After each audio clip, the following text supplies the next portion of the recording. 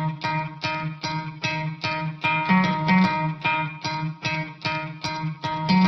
could try to play, but you're never gonna beat me. Look the other way, what I'm doing ain't easy. Bloody hands stained from the people who deceive me. Muddy hands break through the chains, go free me. Looking for change, looking for pain, pulling a mob, pushing a train. I'll never stop, stick to a lane, pick up the pieces and go rearrange.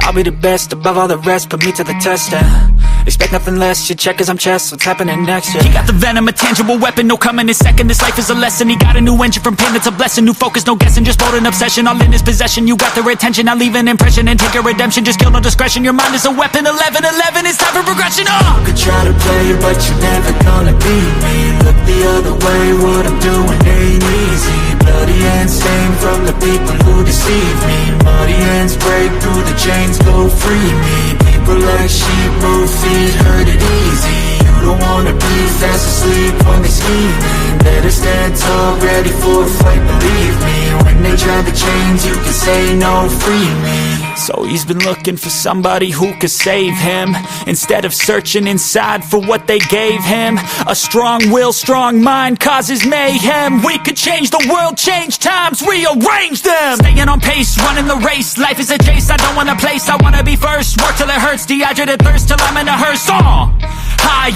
ambitions and the right mind can take you so far. It's like you lived a few lifetimes. Take off from a break off from the weak minds, they can stay soft. You can change lives, you create thoughts, never waste time. You got one shot, you got one life, better pop off. What do you like? Make a dream job. No 9-5, no mean boss, just my life and free thoughts. You could try to play, but you're never gonna beat me. Look the other way, what I'm doing ain't easy. Bloody hands stained from the people who deceive me. Muddy hands break through the chains, go free me. People like sheep move feet, hurt it easy. You don't wanna be fast asleep when they scheming. Better stand tall, ready for a fight, believe me. When they try to change, you can say no, free me.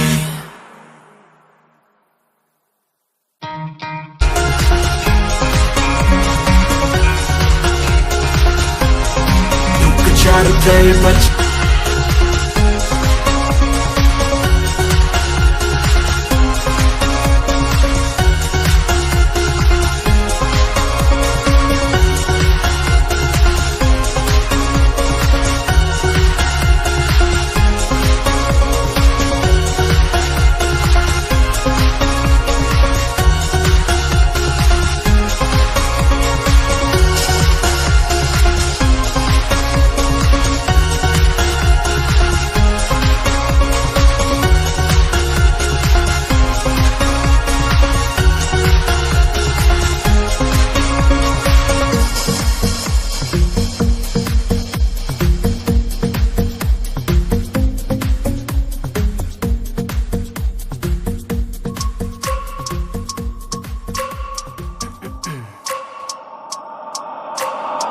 every minute with the fever dreams. I push a mind to a limit where it needs to be. I work blind, got vision I don't need to see. I'm picking mind over matter, I believe in me. I need to find more hours in the day to breathe. Need to find more power in the way I be. And when my mind turns sour with the painful scenes, I need to scream out loud, I can't stop me. I wanna be the greatest like Rocky. You know I leave them all hating like a hobby. I'm out here making moves like a lobby. And if you ain't with me, it's your loss, see. I got my mind on the facts, I'm a python, grab what I like real fast. Stroke until I have everything I attack, everything that I lack, everything that I want, and I see, matter of fact.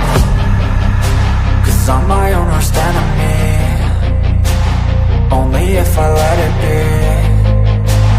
I can control anything if I can just think carefully. I control my destiny.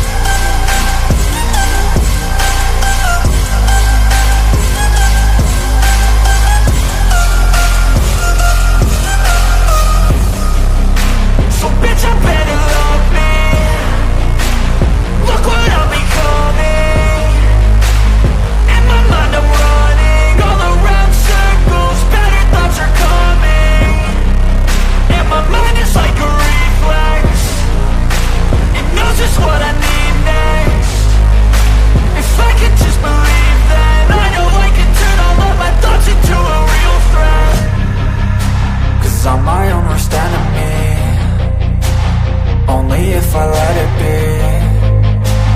I can control anything if I can just think carefully. I control my destiny. Deep up in my mind I manifest it. Every morning I wake up obsessed, and everything I do the best. And deep within my mind, you know I'll always manifest it.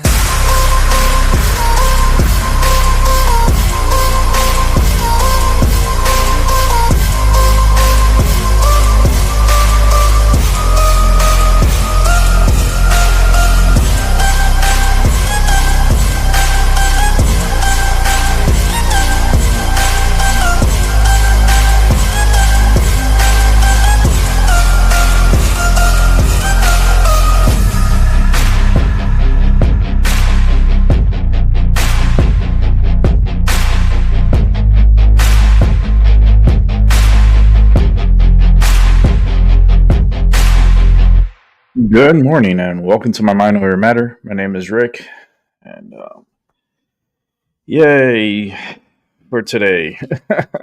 Today is that day. Today is Thursday. You know what that means.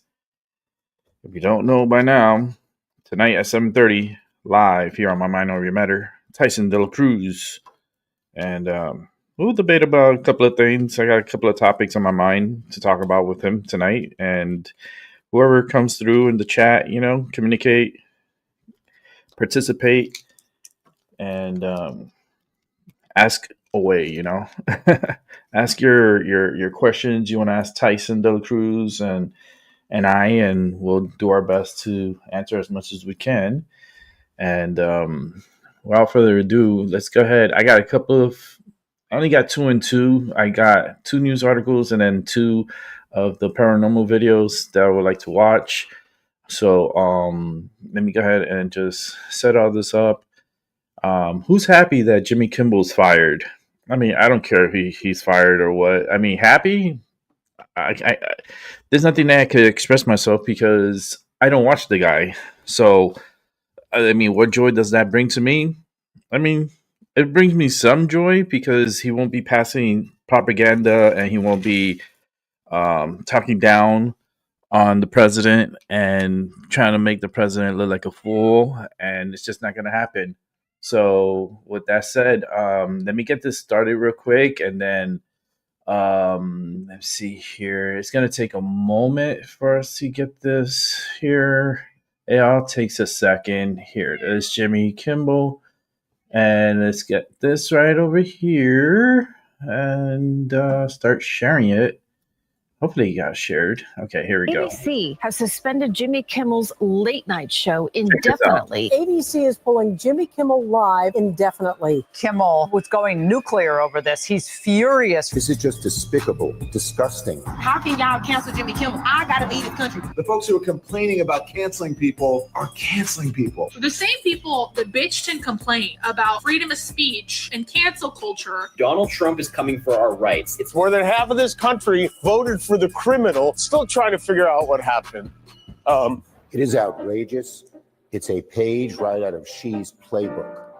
This is just despicable, disgusting, and against democratic values. Trump and his allies seem to want to shut down speech that they don't like to hear. That is not what democracies do. That is what autocracies do. And it doesn't matter whether you agree with Kimmel or not. He has the right to free speech. And so it is just outrageous. And I am just outraged by it. So if Jimmy Kimmel being fired for lying about the Charlie Kirk shooter is fascism, then what would Chuck Schumer say about Tucker Carlson being fired for telling the truth about January 6th? Rupert Murdoch has a special obligation to stop Tucker Carlson from going on tonight now that he's seen how he has perverted and slimed the truth. This is a red line that has been crossed for our industry, for the First Amendment.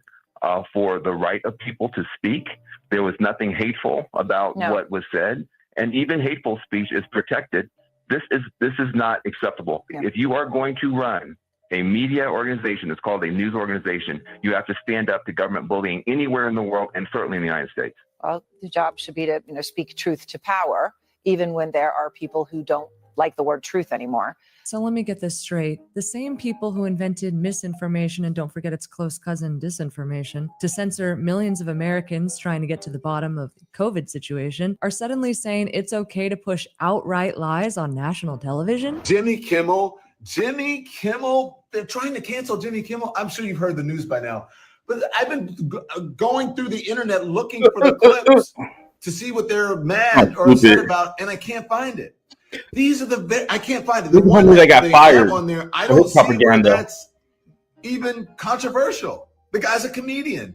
This is the same party, the same group of people who complained about everything is too woke.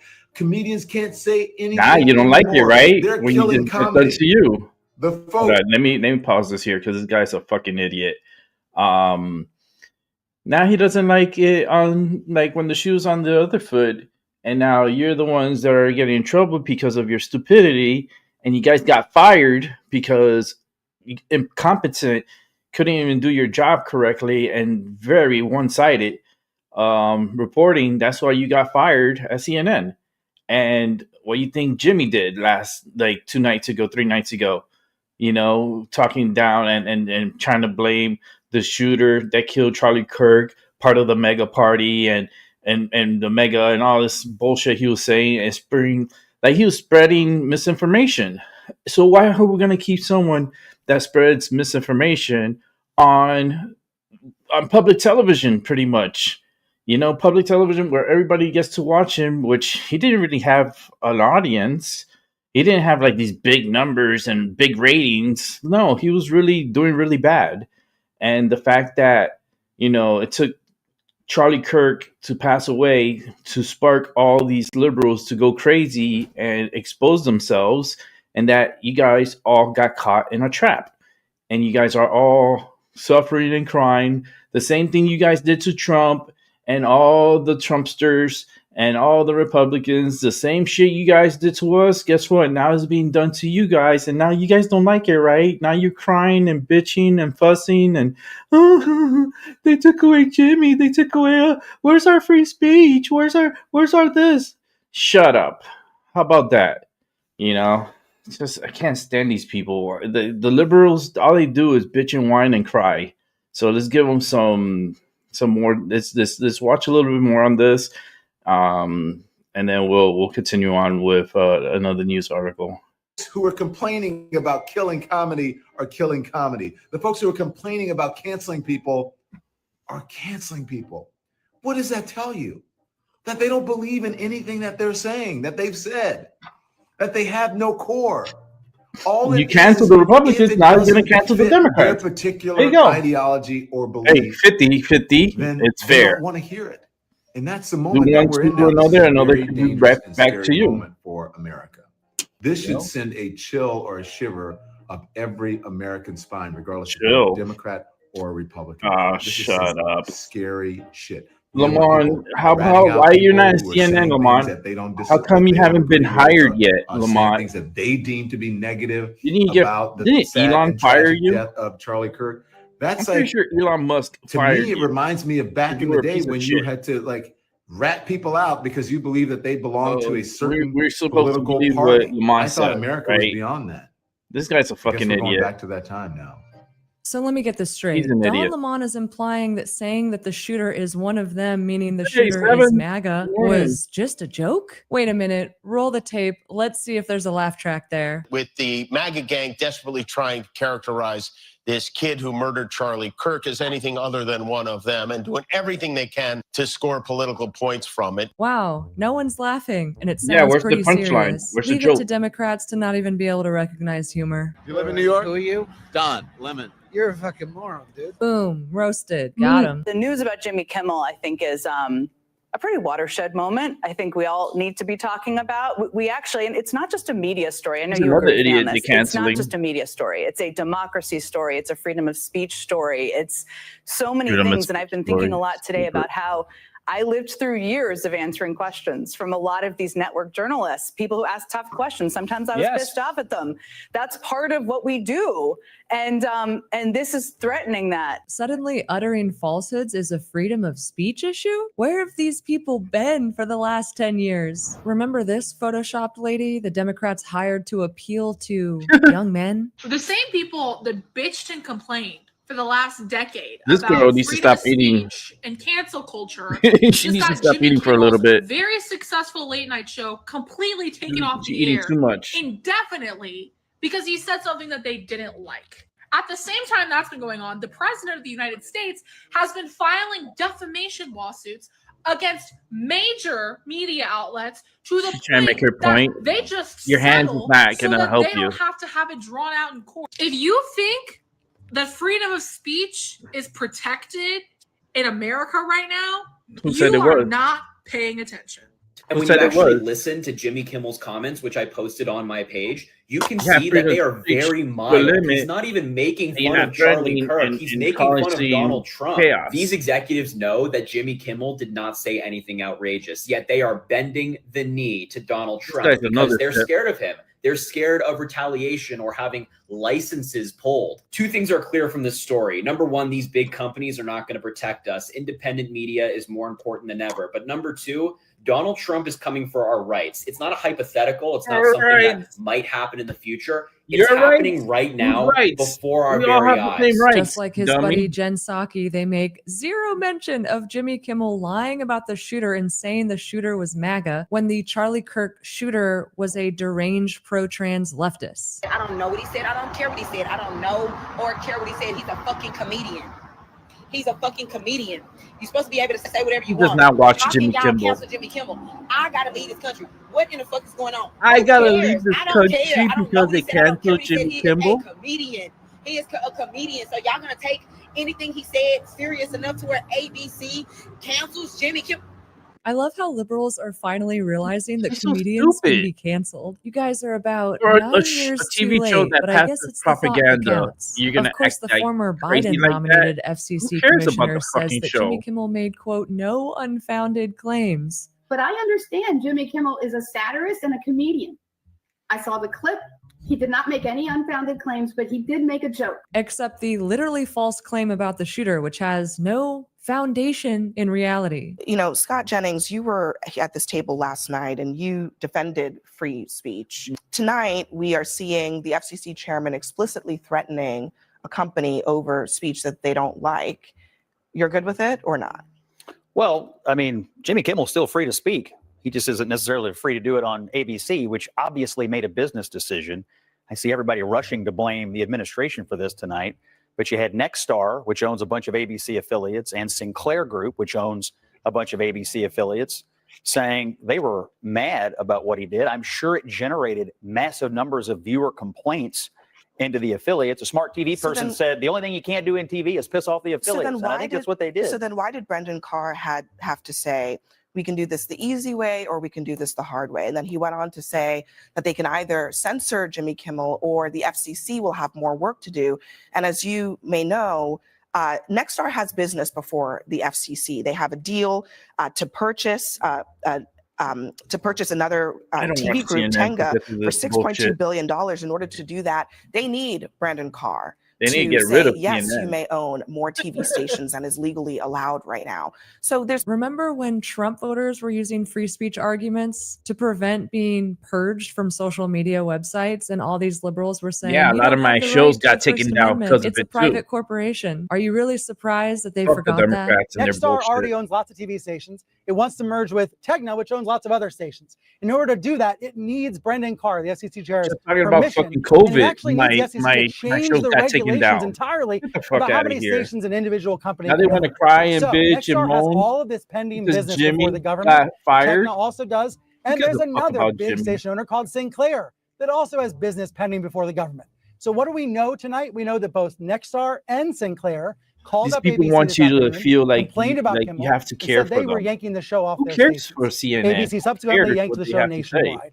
So we know that two major I don't give a TV fuck. station owners, both of which need to curry favor with the Trump administration, were the ones that most loudly and vocally condemned Kimmel, I don't get my news and from said CNN. they were going to not air the show tonight and in the coming Definitely, nights. I don't get my news from Jimmy It's an Kimmel. Occam's razor situation. It's exactly what it looks like. Suddenly, they're all making the same argument about the incoming merger. Don't get me started on the Citigroup Travelers merger in 1999, which violated the Glass-Steagall Act and contributed to the 2008 Great Recession. Both CEOs at the time were massive Clinton donors. And do we really think Obama has the high ground here after the NBC-Comcast merger, where, again, both CEOs were major bundlers for the Democrat Party? Trump vowed retribution on the campaign trail.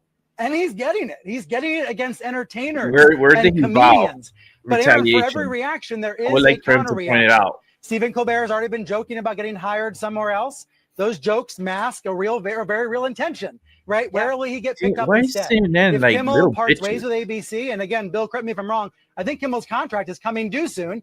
Kimmel will probably end up somewhere else. And if big, old-fashioned mainstream media companies don't have the guts to employ these people, then we're going to see startups. I say right start now, to Jimmy flourish. Kimmel would not talk be about on the Substack television era with people launching for the newsletters and foreseeable live streams future. on YouTube. We're going to see more of that. He's if gonna these have to do his old-fashioned own media thing, maybe on companies YouTube. Can't stand a little bit of pressure from the president. But yeah, well, he's Gotta not love how gonna be Brian on Stelter is public acting like television Jimmy anymore. Kimmel has this massive following like Joe Rogan and is They suffering forget from institutional that censorship. the government puts a lot of Please. money, Kimmel had been pays a lot of slipping money in for ratings to these shows like Gutfeld, companies and despite shows ABC being to basic broadcast. cable and easier to access. Apparently, the Daily Mail is reporting that Kimmel was going nuclear over this. He's furious, Raymond. He's PO'd over the decision to suspend him, and now he's not taking it lightly. And this is the last straw for Jimmy. This You're is fired, the last straw dude. for Jimmy. You've been warned before. Yeah, he said he already has a new job, and it's lit a fire. Apparently, already has. Well, I spoke to people close to that show over the summer. They told me they were looking for another host then. This seems like it was convenient on ABC to sort of move them aside. But like so many of these guys, they had a John to decide to follow. Instead of John Carson, they followed Jon Stewart. It is ratings oblivion, and here we are. These people lost the crowd a long time ago. Good luck with your podcast, Jimmy. Now let's take a trip down memory lane and recall how Jimmy That's what I Kimmel just and said. others acted after Tucker Carlson was fired by Fox News for, let's just say, being too honest about January 6th. Fox News has severed bow ties with Tucker Carlson. After all these years, they are parting ways, which means he was fired. I mean, that's really what parting ways means. Tucker couldn't be reached for comment. He's already on a plane to Moscow to meet with his manager. But what a shock. I mean, what an absolutely delightful shock this is. Tucker can spend more time at home tanning his testicles and touching himself to that sexy green M&M. Sadly, he's probably not done poisoning old people's brains. The question now is, where will he do it next? Will he go to OAN? Will he go to Newsmax? Will he listen crawl to this back up agent. Satan's fiery beehole from whence he came? We don't know. One of the most despicable mother Tuckers ever to appear on American television. Tucker Carlson is out at Fox News. Couldn't have happened to a better guy. It's an AOC. What I will say, though, is while I'm very glad that the person that was arguably responsible for some of the largest, driving some of the most amounts of death threats and violent threats, not just to my office, but to plenty of people across the country. I also kind of feel Such a liar. like I'm like waiting for the cutscene at the end of a Marvel movie after all the credits have rolled. And then you see like the villain's like hand reemerge out to grip over like the end of a building or something. Oh, But what is he talking about? deplatforming works, and it is important. And there you go.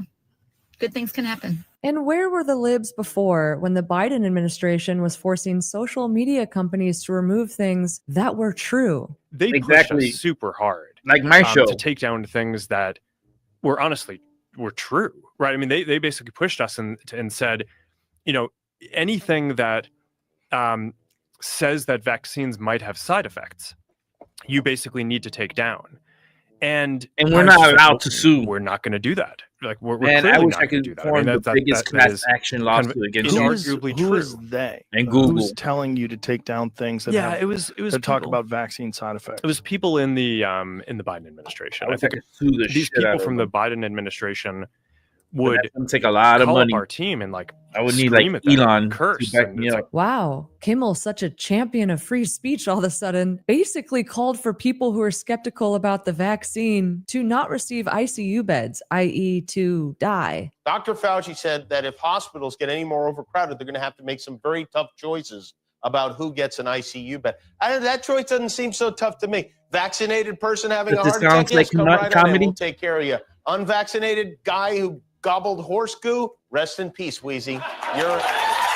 And this is too good. Jasmine Crockett is so upset. She says Jimmy Kimmel hurts MAGA's feelings by holding a mirror up. So doubling down on his lie about the shooter, and then goes on a bizarre rant about how a Fox News anchor is to blame for crime at a homeless encampment thousands of miles away. Presidential hopeful and Illinois Governor J.B. Pritzker just said the usual BS about democracy and freedom, but also implied that a comedian was being canceled for a joke, which again is something they did to us. Jimmy Kimmel, in this case, is being fired for spreading a lie about the Charlie Kirk shooter. A terrible lie, which could have real-world consequences. And then actual comedian Roseanne Barr dropped this absolutely savage tweet tonight. She said, yeah, imagine an administration putting pressure on a television channel to fire a comedian they didn't like. Roseanne Barr was fired from her own show, Roseanne, just because people found out she voted for Trump, and she made a politically incorrect joke about one of Obama's close buddies, Valerie Jarrett. Yes, she was canceled for making an actual joke. And so you've got MSNBC cranks like Chris Hayes basically echoing that line that a comedian was canceled for comedy. They're really trying to use the exact same bullshit that happened to us, that actually happened to us. They're pretending it's happening to them. How many people do you think are going to fall for this? My money's on not that many. And of course, we've got the big guy, DJT, coming through saying, great news for America. The ratings challenge Jimmy Kimmel show is canceled. Congratulations to ABC for finally having the courage to do what had to be done. Kimmel has zero talent and worse ratings than even Colbert, if that's possible. That leaves Jimmy and Seth, two total losers on fake news NBC. Their ratings are horrible. Do it, NBC. President DJT, he's of course commenting on how these people have been kept afloat artificially while having absolutely garbage ratings for so many years because they're essentially the media arm of the failing Democrat Party. All I can say is good riddance. Fragile little snowflake. What a blowhard. He's a blowhard and a snowflake. He's a blowflake is what he is. He should change the hats to say, make America whine again. It's more than half of this country voted for the criminal, still trying to figure out what happened. What a fucking prick. What a prick Jimmy is.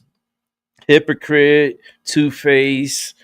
You know, he was pushing his Democratic agenda and then trying to make it like seem like it's comedy, but he was just making like certain quotes and very negative. And who the fuck watched Jimmy? Who's gonna stay up and watch a doofus like say stupid jokes? Like, I'm not gonna fucking watch that piece of shit. You crazy? I rather do my show at night. Which, talking about doing my show tonight I will be having Tyson DeLacruz at 7:30. So be here, and it should be good. It will be good. I have confidence it will be. Let's go ahead and check out some other news. Let's see what this is about. Give me 1 sec to set it up, and we're gonna watch. Breaking news today coming out of the White House. President Trump on Wednesday saying that he's designating the left-wing anti-fascist Antifa movement as a terrorist organization. How you doing? Good morning. The president taking to social media saying, I am pleased to inform our many USA patriots that I am designating Antifa, a sick, dangerous, radical left disaster, as a major terrorist organization. I will also be strongly recommending that those funding Antifa be thoroughly investigated in accordance with the highest legal standards and practices. Thank you for your attention to this matter. Retired Marine Intelligence Officer and host of the Strap podcast, Hal Kempfer, is here. Hal, we don't have specifics at this hour. What questions do you have about the president's announcement? Well, Austin, really, the question I have is, how are they going to designate Antifa as a terrorist organization? One of the things about Antifa is It is, as you said, a movement. It is a bunch of disparate individuals, small groups, if you will, that do actions under the banner of Antifa, which is short for anti-fascist, and they've been around for well over a decade or more. They've been, very active. If you recall what was going on with the federal building up in Portland, Oregon, that was a lot of folks that were there protesting, doing damage to the building, all the stuff going on there, did so under the Antifa banner. So my first question is, how are you going to do that? The other question too is, they go after the money. We don't have a clear That's how they do legal. it. We don't have clear federal law on domestic terrorism. That's also been a big area of how do you define domestic terrorism versus terrorism per se. So this is saying, well, I'm designating them as a terrorist group, but I don't have a body of federal law which defines what a domestic terrorist group is, as opposed to an international terrorist group. He's already kind of gone out there and designated the cartels, the drug cartels, as terrorist groups, so they're narco terrorists. But this one, I have to tell you that it's making a statement for sure, and it probably will focus resources and investigative resources at looking at this stuff, and they do a lot of violence. They've done a lot of stuff over the many years, and they certainly rank as such as a violent extremist organization. But I'm sure the lawyers are going to look at this and say, okay, how do you implement something like this? Because there's a lot of questions on them as an organization per se, and also a lot of questions on, can you have a domestic, even a violent domestic political movement, can you designate them as a terrorist group under the law, and then how that would be done? So yeah, I got a lot of questions. Let's expand on what Antifa is. There might be some viewers watching at home who don't track the news day to day quite like you and I do. Can you try and sum up what exactly the point of the group is? Oh, absolutely. When you get into, first off, there's far left and far right groups. All right. And then there's groups like, ISIS and Al Qaeda, which are Islamic extremist organizations. There are sovereign citizens who are very violent extremists, and they kind of reject federal government as a whole on a variety of reasons. They reject state government, things like that. And then you have Antifa, which is more on the far left cycle, anti-fascist, some would say leaning more towards the socialist side. But they have been involved with a number of protests, anything they interpret as fascism. But they seem to focus on a lot of federal law enforcement. It seems to be one of the things that they really kind of look at a lot. And so they've been, you'll see protests out there, and you'll see Antifa signs pop up. And with that, you'll see vandalism and damage to property. Every once in a while, you will see attacks on individuals. To my knowledge, they haven't been doing anything along the line of some of the other terrorist groups. For example, if you recall, Oklahoma City, that was those two. That was one with members was a sovereign citizen and anti-government extremist. Both of them were kind of anti-government extremists. They blew up the federal building back in 1995. Okay, that was more of a far right thing. Okay, now they would kind of fall in the same thing. They would also say, we don't have a clear organization. So it's not the first time that a terrorist per se, or somebody doing terrorism, has not had a strong organization that they can point to, that the government can go after. But this is more the far left side. They haven't been doing things along that line, but they have been doing a lot of property damage stuff, a lot of protests, very disruptive. And I think what this does is kind of linking what happened in Utah with Charlie Kirk to the far left, and by extension saying that was Antifa. And it's an interesting connection. I haven't seen anything pop up in the evidence so far that, except for some of the stuff that he wrote on the ammunition, which was an anti-fascist slogan. That could be interpreted as being anti-fascist, hence the term Antifa for anti-fascist.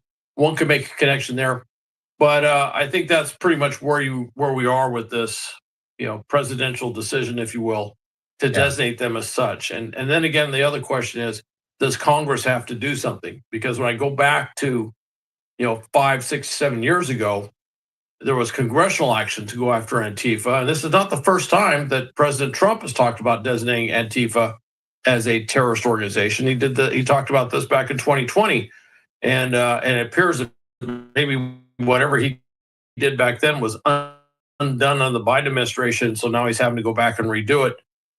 So yeah, it's this is one for the lawyers, and certainly trying to prosecute Antifa as a terrorist organization or terrorist group. That will be an interesting courtroom setting, because there's a lot of things that a judge would have to get clear on that. Remind us, what has happened to other groups that the White House has deemed a terrorist organization in recent months? The other groups were drug cartels, and with those groups, and keep in mind, they're international or transnational.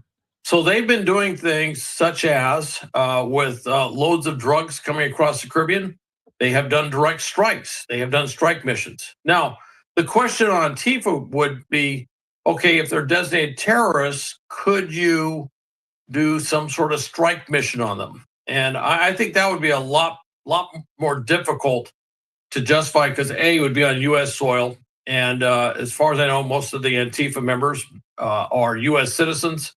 And I'm sure that the courts would take a dim view of avoiding any due process or anything like that, just because of a political protest sort of thing. So that would be one of those things. The other thing too is we've seen some stuff where people have protested and they have said stuff in support of Hamas. Hamas is a designated U.S. terrorist group.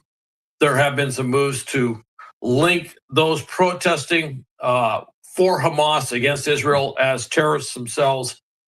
So far, that hasn't really worked out well, except for, of course, if they're not U.S. citizens.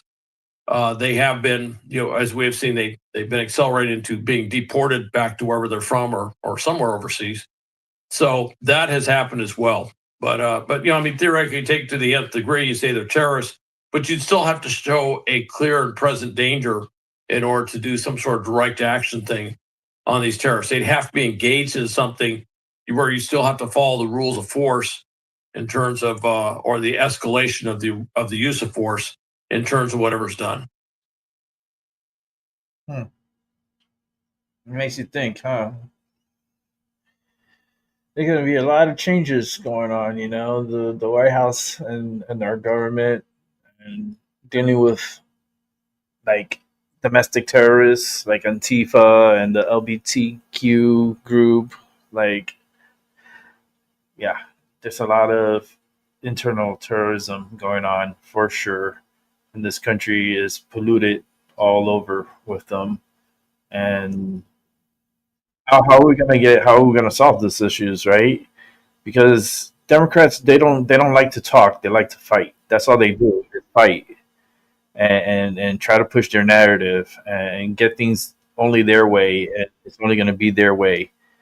And at this point, I think it's bullshit. It's like, if you're not going to sit down on the table and listen and come with some productive, plans or measures to resolve a lot of what's going on in our country, which is they're not focusing on. But the problem in our country is our own domestic terrorism, threats of violence, a lot of violence going on around all the cities here in our country. Major cities are just like a hub for crimes. It doesn't matter if it's a red state, blue state, crime is crime. Last time I checked, when someone pulls a trigger and kills someone, it didn't come out like red or blue, the bullet. The bullet just came out and just killed you, So, and there's a lot. There's a lot of people dying every day because of senseless crimes. And the fact that they don't even fear, they think they can get away with a lot of them petty crimes and a lot of serious crimes. And I think they need to put a stop to what's going on in this world, and with the crimes and with the illegal immigrants coming in. That's one big crime. That's a huge crime, coming into our country illegally without proper vetting and because we don't know what diseases you have. We don't know what cooties you're bringing over the border. You know, you could be bringing ticks, you could be bringing a whole bunch of parasites that could really damage our infrastructure, which I already believe they're here. And they're already spreading these germs and diseases onto the people here. You don't think many people, who we're talking about thousands upon thousands of millions that came into this country, didn't come in with any STDs? I mean, if you don't believe that, well then I got a bridge to sell you, and I'll sell it to you for $1, and you can have it. It's crazy. The world is a wild place, and we're living in it. Every day we don't learn, you know. Every day we wake up, and every day we got some kind of news of some kind of stupidity every day. And and there's not going to be a day where we wake up and we're all at peace. The only day that's going to happen is the day an asteroid comes and knocks the fuck out of our planet and everyone dies at the same time. That's the only, that one split second where everybody is going to be at peace is when that happens. Until then, it's going to be the same bullshit every single day. Every day it's always going to be something. All right, here we go. Let's watch a couple of more feeds here. Let's check this out.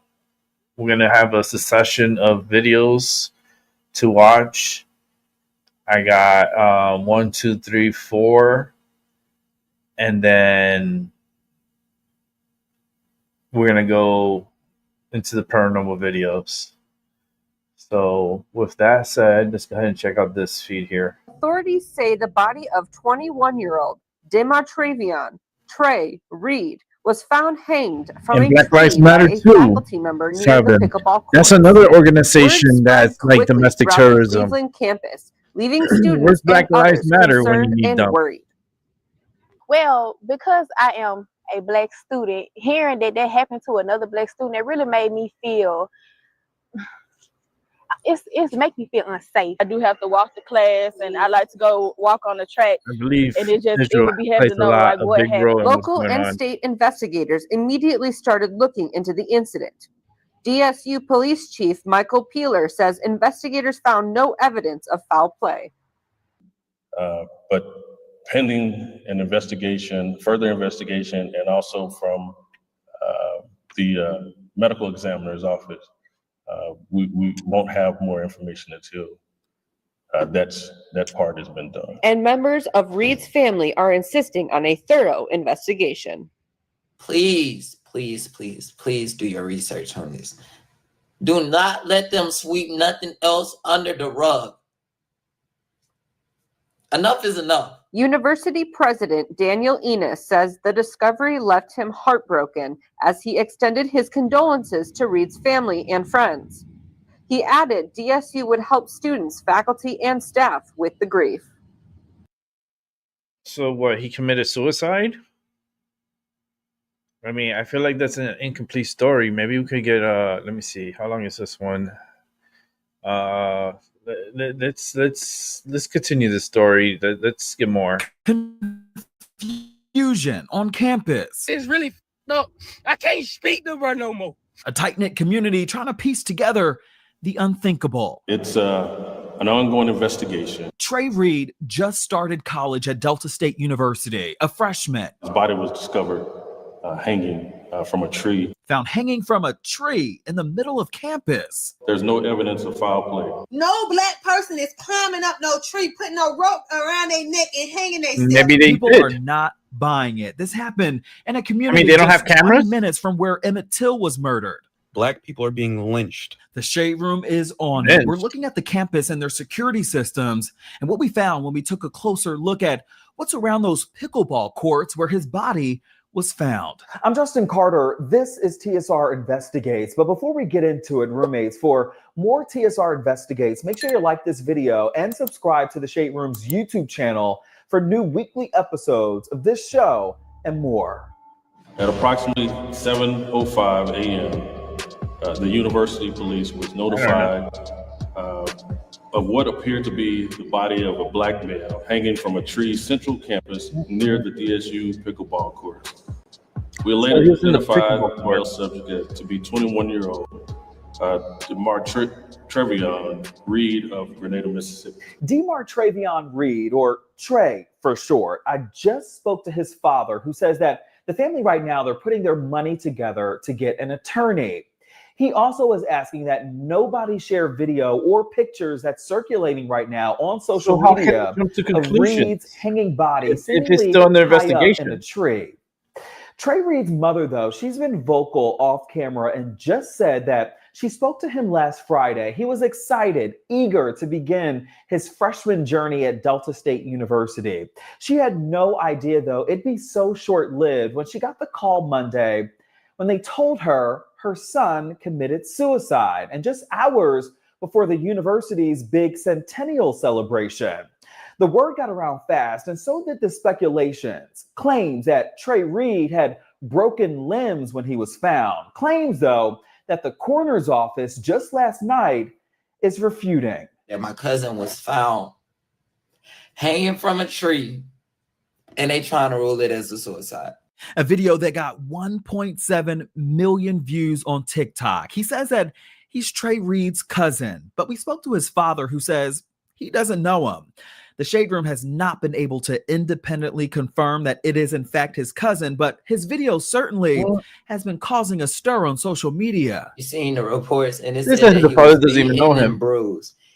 Both his arms were broken, and he had a broken leg. Something the Bolivar County coroner is debunking. Monday night in a statement writing, quote, misinformation. At this current time, we're conducting a thorough death investigation.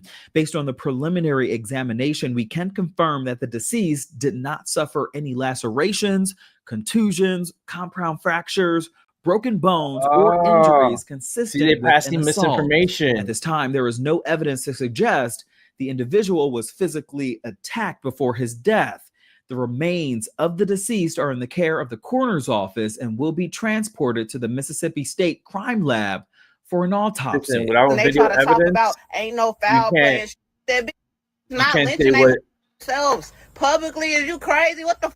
The statement unleashing a flurry of questions on social media. Can we please stop this? Just call it what it was. Black people are still being lynched in the year 2025. No, It's there's no an evidence ongoing of that. investigation. So how are Delta they State going to jump to University Police conclusions? Chief Michael Peeler with University do President that. Dr. Daniel Ennis in a press conference Monday night, promising a complete investigation as they're now working with the Mississippi Bureau of Investigation, Bolivar County Sheriff's Department, and the Cleveland, Mississippi Police Department. There is no evidence of a threat to campus, and there's no evidence that the campus is unsafe at this point. Students on campus say it is not enough. So we at the Shade Room, we checked. In 2024, Delta State University came out with their annual safety and security report that says all active residence halls and many campus buildings do have surveillance cameras where the systems are maintained and reviewed by the University Police Department, IT, and the Office of University Services. And we did some digging and pulled up some old promotional photos of the pickleball courts near where this happened on campus. You can see there are many bordering trees around and university buildings too, including E.F. Noel Hall and Blancett Hall, both of which are residence halls. We did spot exterior security cameras on the outside of these buildings, but many of them are pointing to the entrances, not the pickleball courts in question. An outside agency needs to come in and investigate this. Authorities now Why are asking these for people just patience as they allow jumping in time here to and investigate this case. trying to We're play also told detective? that Reed's body will be transported to the Mississippi State Crime Lab for an autopsy, which could take weeks, if not months, to complete. So, of course, as soon as we learn more, we'll pass it along to you. For TSR Investigates, I'm Justin Carter. That's crazy. That's just wild how people could just jump to conclusion and be like, well, let's just call it for what it was. It was a lynching. It was a hate crime. It was the whole village came and put him up on the tree and was throwing rocks at him. Let's call it for what it was. Like, how can you do that? If it's under investigation, it's under investigation. How can you jump to conclusion without having the evidence? Don't come speculating and throwing misinformation. Like this one guy had 1.7 million views claiming that it was his cousin and all this craziness. But then the father of the deceased says, I don't even know who the fuck that kid is. He ain't part of my family. You know, you got to be careful with the internet and who you listen to on the internet, because they are very devious. They don't care about people. They just pass misinformation and start rattling up people's feelings towards something that really doesn't even need that much energy towards. And you see how all the black people are like, oh, we're mad. We're going to go out there with pitchforks and we're going to attack everybody that's white. Why? We just started the fucking investigation. Why are we jumping to conclusions? Can we let the authorities do their job, and then once they're done, they will give us a full report? The kid didn't have any broken bones. The kid didn't have no injuries, you know, and that's from the coroners, and that's from their reports. And now they're taking it to a criminal investigation, and they're going to do an autopsy also, which is going to prove what the coroners were talking about. Maybe this kid got into some kind of deep trouble or something, and maybe he committed suicide. I mean, that's also a highly big possibility. You know, don't jump to conclusions. This is what this case is going to be. Don't jump to conclusions. Let the investigators do their job, and once they get the information, they'll pass it along to the people, and then we can have a discussion about it. But till then, don't pass out misinformation. It's incredible, man. Real quick, that energy, you could tell they're all Democrats too. You could tell, you feel the energy. You feel that Democratic energy, and they're like, yeah, we want to kill everybody. I'm like, no. All right, let's go on to let's go to some more news. Let's go ahead and check this out here. Live now from Fox. Our next story takes us out to the Peach State of Georgia, giving you a live look there in downtown Atlanta as Fulton County's district attorney is off the election interference case. A state agency must now look for a new prosecutor. We want to check in this morning with Fox 5 Atlanta's Caitlin Pratt. She joins us live outside the Fulton County Courthouse with the latest details. Caitlin, good morning.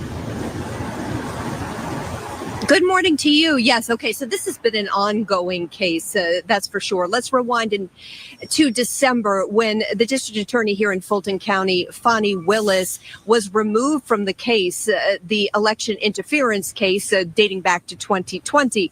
At the time, she was removed, leaders maintained, because the appearance of impropriety with a special prosecutor that she had hired. They had a relationship. And now a new ruling handed down yesterday from the U.S. Court of Appeals that she will not be involved in any criminal case against the President of the United States and his 18 co-defendants. Georgia Supreme Court declining to hear Fulton DA Fani Willis's appeal. So the lower court's ruling prevails. Willis is off the election interference case. Mr. President. President Donald Trump, who will not have to deal with the probe while in office, minced no words while talking to reporters at the White House. What Fani Willis did to innocent people, patriots that love our country, by indicting them, destroying them, she should be put in jail. The racketeering case will now go to the prosecuting council of Georgia. It's up to its executive director to find a new neutral prosecutor. We always want to try to look for someone who is close to the venue. In this case, it would be Fulton County. We also try to look for someone who has the resources and the staff that can handle the type of case that's coming down the line. Political experts tell Fox 5 this racketeering case is now in uncertain territory and add how to proceed is no easy task. He's been dealt with a very, very serious matter that he's got to make a decision on. The questions are, does he take it? Does he keep it in his office? Does he find another district attorney, he or she, that will actually take on the case? Or does he bring in a private attorney to actually prosecute this case? Meantime, Nathan Wade, Willis's former special prosecutor, is suing AT&T for handing over his cell phone records to defense attorneys as they sought to remove him from the case. In a suit filed Tuesday in Atlanta's federal district court, Wade alleged the telecommunications outlet, quote, jeopardized both his well-being and public safety when it unlawfully released more than 14,000 pages of his cell phone data. And we've learned that search for a new prosecutor in this election interference case is now ongoing. They're going to try to find the same city, same area as Fulton County, the same demographic, if you will. We'll keep you updated, of course, along the way. That's the latest here in Atlanta. I'm Caitlin Pratt. Back to you. All right, Caitlin, always a pleasure to have you on the show. Thank you so much for that detailed breakdown. You and your team have a great rest of your day. And as we further discuss this top story, take a look at your screen. The latest from Georgia Attorney General Chris Carr. He says, quote, last year we urged the Georgia Supreme Court to reject the Fulton County District Attorney's appeal after she was rightfully removed from the prosecution of President Trump. Today's decision is the correct one, and the district attorney is now permanently disqualified from the case due to her own self-inflicted mistakes. When prosecutors use their office to advance a political agenda, the system as a whole suffers.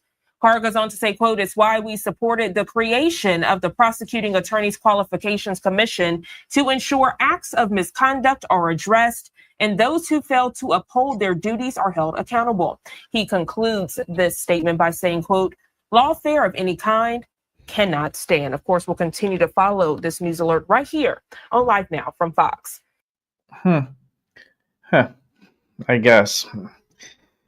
At least get rid of Fannie Willis. Nathan Wade trying to sue AT&T because they provided the phone records. But if they were under investigation and they were doing, they had subpoenas for it, they had to provide it. So Nathan Wade is not going to win that lawsuit. He knows it. It's just a waste of time. That's all it is. Reheated some coffee. Nice and hot again. Let's see what else we got here. Let's check this one out. I guess this is about the Antifa again. Let's see what's up with that new terrorist group, Antifa. Put in a category of a terrorist, and he said the Antifa is sick and dangerous, and Antifa will be designated a major terrorist organization. He said, I'm pleased to inform our many USA patriots that I am designating Antifa a sick, dangerous, radical left disaster as a major terrorist organization. I will also be strongly recommending that those funding Antifa will be thoroughly investigated in accordance with the highest legal standards and practices. Thank you for your attention on this matter. So 2 things on this. First of all, this is long overdue. It's not just an ideology. If you remember the Summer of Love, that was many of those people were Antifa. And he talked about doing it then. That's exactly right. And now he's back in the presidency to make it happen. They're domestic terrorists. They set things on fire. They assault cops, and there was no consequences. The second thing about this that makes it so important, now that they're a domestic terrorist organization, now you can go after the people that are funding it, the RICO cases. Yep. And many people have said, George Soros, let's evaluate him and all his Open Society and all of these organizations that are funding these underground groups. When Christopher Wray came out and said Antifa is an ideology, it's not a group, we're about to find out if he's wrong or right. Because we don't really have a category for domestic terrorist organizations. Al-Qaeda comes here in our country. Right. They're a terrorist organization, but it's a foreign organization in our country. So this is new. Number 2, these pasty-faced kids that go into Starbucks and wreck the place in Seattle and Portland, I would like to see you sit these kids down. Usually a lot of them are overprivileged, and you sit there and go, who funded you? How much you getting paid? Who did it? And just build it like that. Put them in military school. Who called you? How did you guys form? Why do you all wear black? And then you find out what's behind it. And I think it's going to go to a certain funding. These guys aren't rioting for free. Mm-hmm. They're all getting paid. That's why it's important. Well, real quickly before we move on, to your point, you're right, Brian, that we don't have the domestic terrorism in that sense. But the past administration, they were looking at mom groups. I know. They were talking about, by the way, we got new revelations about them targeting Turning Point, FBI going after them. pro-life groups, they were labeling them as domestic terrorists. By the way, there was no evidence of this happening. White supremacist groups that they were claiming in the military and all that as domestic terrorism. They did investigation, didn't find anything on it. These people actually set things on fire. Well, Antifa is short for anti-fascist, and it's a violent group. They're in the shadows. They wear these masks, and then they go in and they spark violent riots. So meanwhile, President Trump announcing plans to designate Antifa as a terrorist organization, saying this, quote, "I am pleased to inform our many USA patriots that I'm designating Antifa as a sick, dangerous, radical left disaster as a major terrorist organization. I will also be strongly recommending that those funding Antifa be thoroughly investigated in accordance with the highest legal standards and practices." Fox News contributor Ben Dominich joins us now. Ben, they're not just an ideology. They're a violent group. This was the right move, right? Well, yes, it was. Lawrence, I will caution that, this is a move that the president actually made near the end of his term in 2020, though at the time that he made it, there wasn't really the opportunity to lean into it the way that I believe this second administration is going to. Namely that Antifa, to your point, is not just some vague ideology, as we were told by Christopher Wray and others at the time. Right. It's actually an organized group, and they've performed organized activity across the country and attacking, multiple different places, cities and facilities, including most recently in North Texas, where someone attacked an ICE facility there. This is a situation where you have these domestic terror cells that are organizing online, and they deserve to be investigated, particularly when it comes to the financial backing that they receive, which really has been a black box to this point. We deserve to know more about how they're getting funded. Ben, why do you think there was hesitance from the politicians, as well as not the rank and file law enforcement, because they know it, but the political appointee law enforcement to do this? Mm-hmm.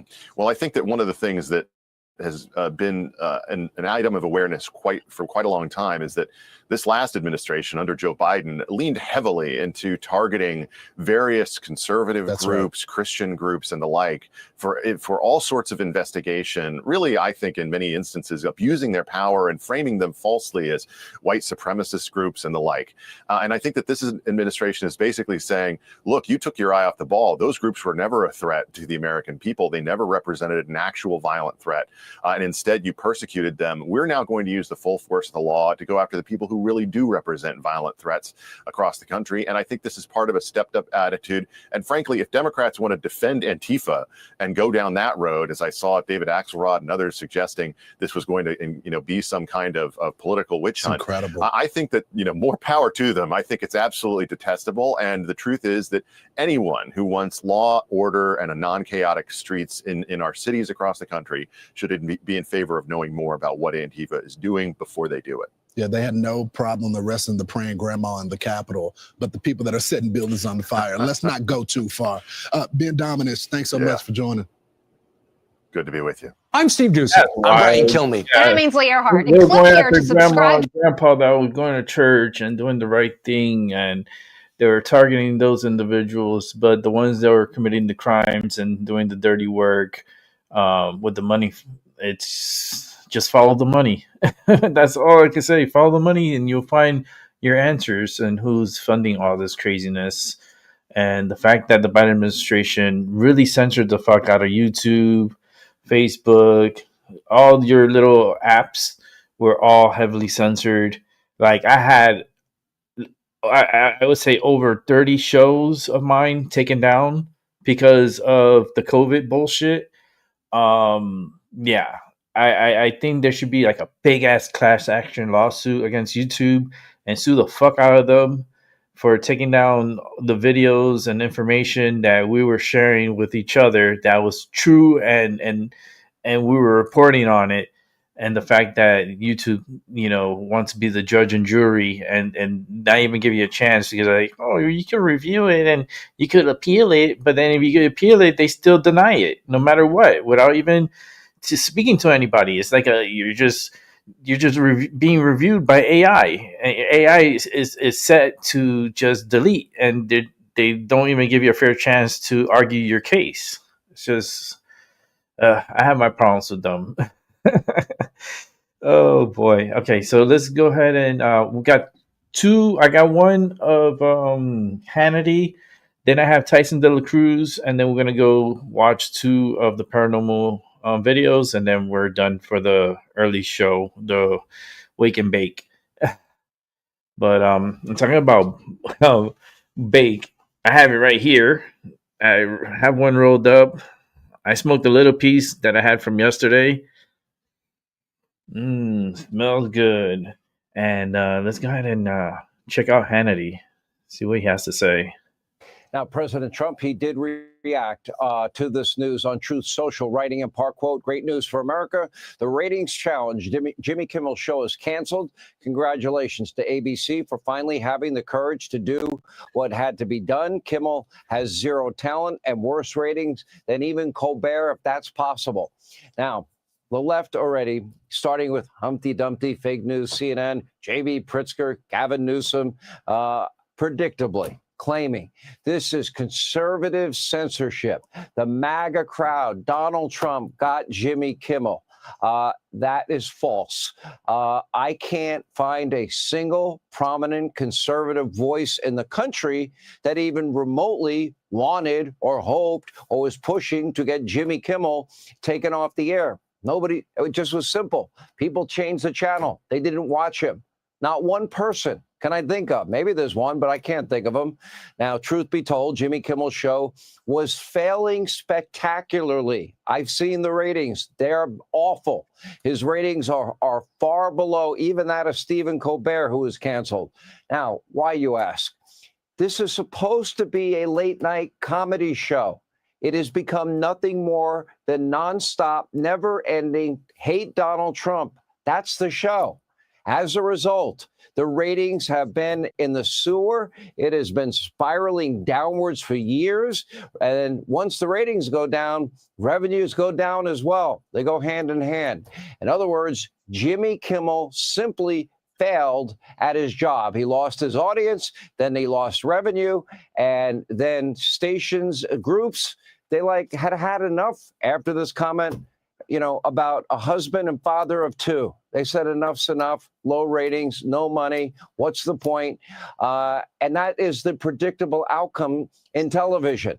There's no pressure group outside that was pushing for Jimmy Kimmel to be silenced. I'm sure he'll end up having a platform somewhere. He'll have a podcast. He'll be able to curse at everything. My understanding is most station groups were just fed up with his show. First, the TV group Nexstar, followed by the TV group Sinclair, telling Disney they don't want the show anymore. It's not working for them. They can't sell it. It's not getting ratings. And my understanding, it's going to be replaced with Steve Harvey's Celebrity Family Feud. Actually, is a good show and funny, much funnier than Kimmel. Given Kimmel's disastrous ratings, history of crass commentary, lack of any humor, chasing away more than half the country, vile attacks on people he disagrees with politically, is not a shock. He did this to himself. Nobody pushed. He jumped. And remember, this is Brendan Carr said to podcaster Betty Johnson today, quote, "What people don't understand is broadcasters are entirely different than people who use other forms of communication. They have a license granted by us at the FCC, and what comes with it is an obligation to operate in the public interest." From my perspective, it's frankly amazing his show lasted this long. FCC Chairman Brendan Carr is here now with the latest. Sir, welcome to the program. Can you explain that difference? Go into more detail. Yeah, broadcasters are different than any other form of communication, including here. We're on cable right now. Fox News doesn't have an FCC license. CNN doesn't.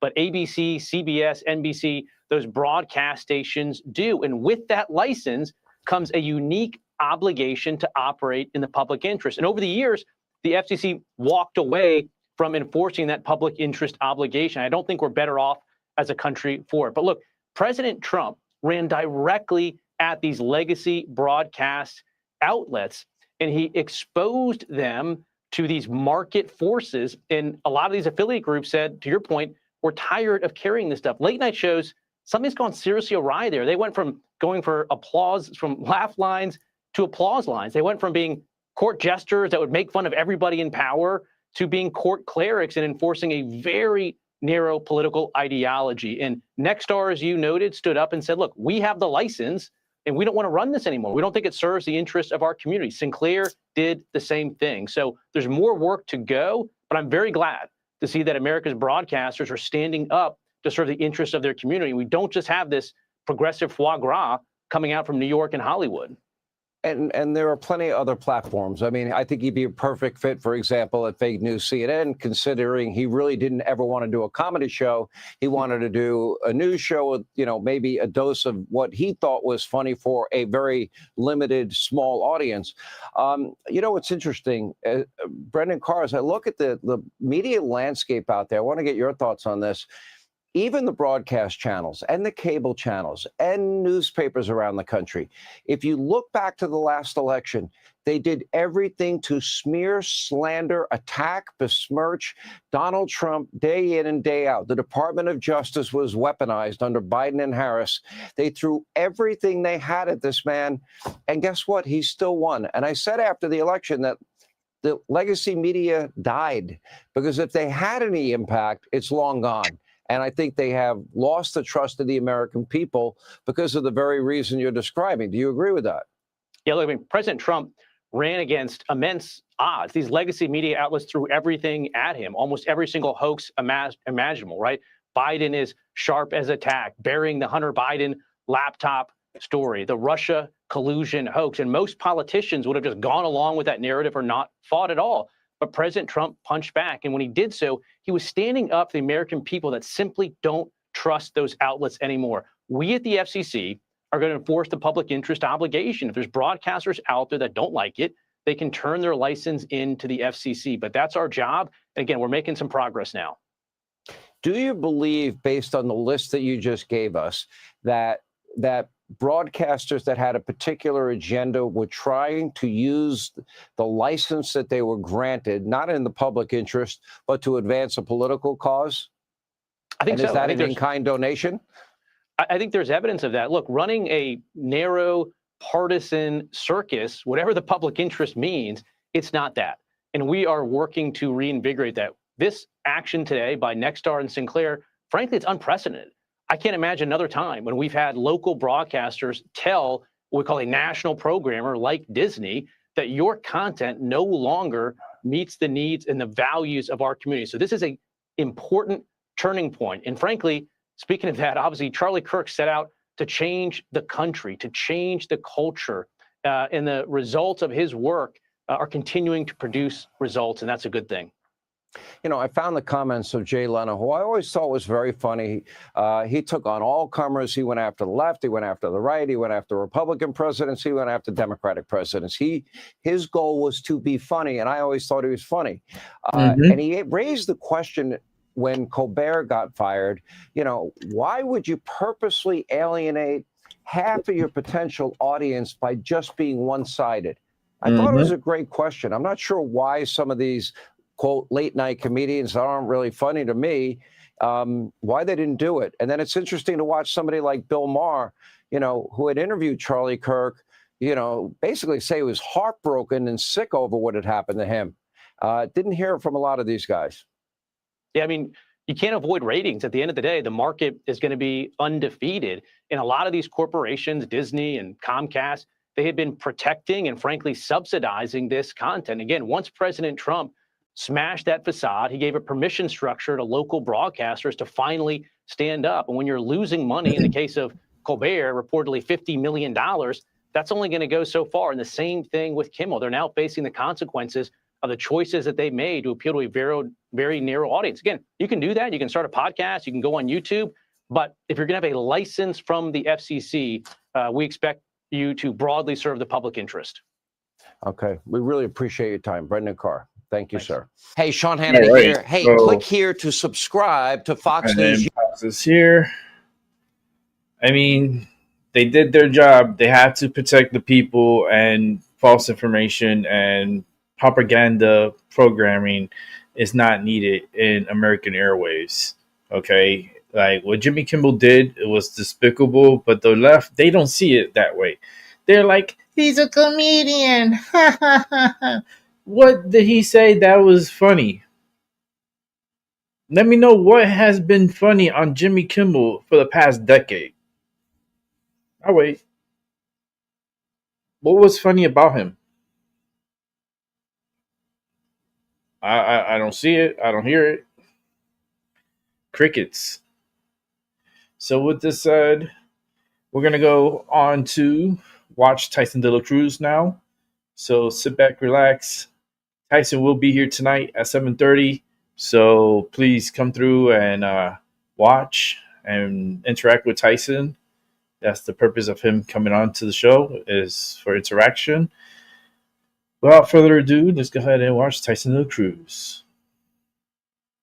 Monica, leaders could declare a fiscal emergency today to get a handle on an ongoing budget crisis. America, we just witnessed another spectacular failure of California's liberal leadership, and this one's going to blow your mind. The city of Santa Monica, once called the golden child of LA County, just declared a fiscal emergency after paying out $229 million in sexual abuse settlements related to a former city employee who allegedly abused over 200.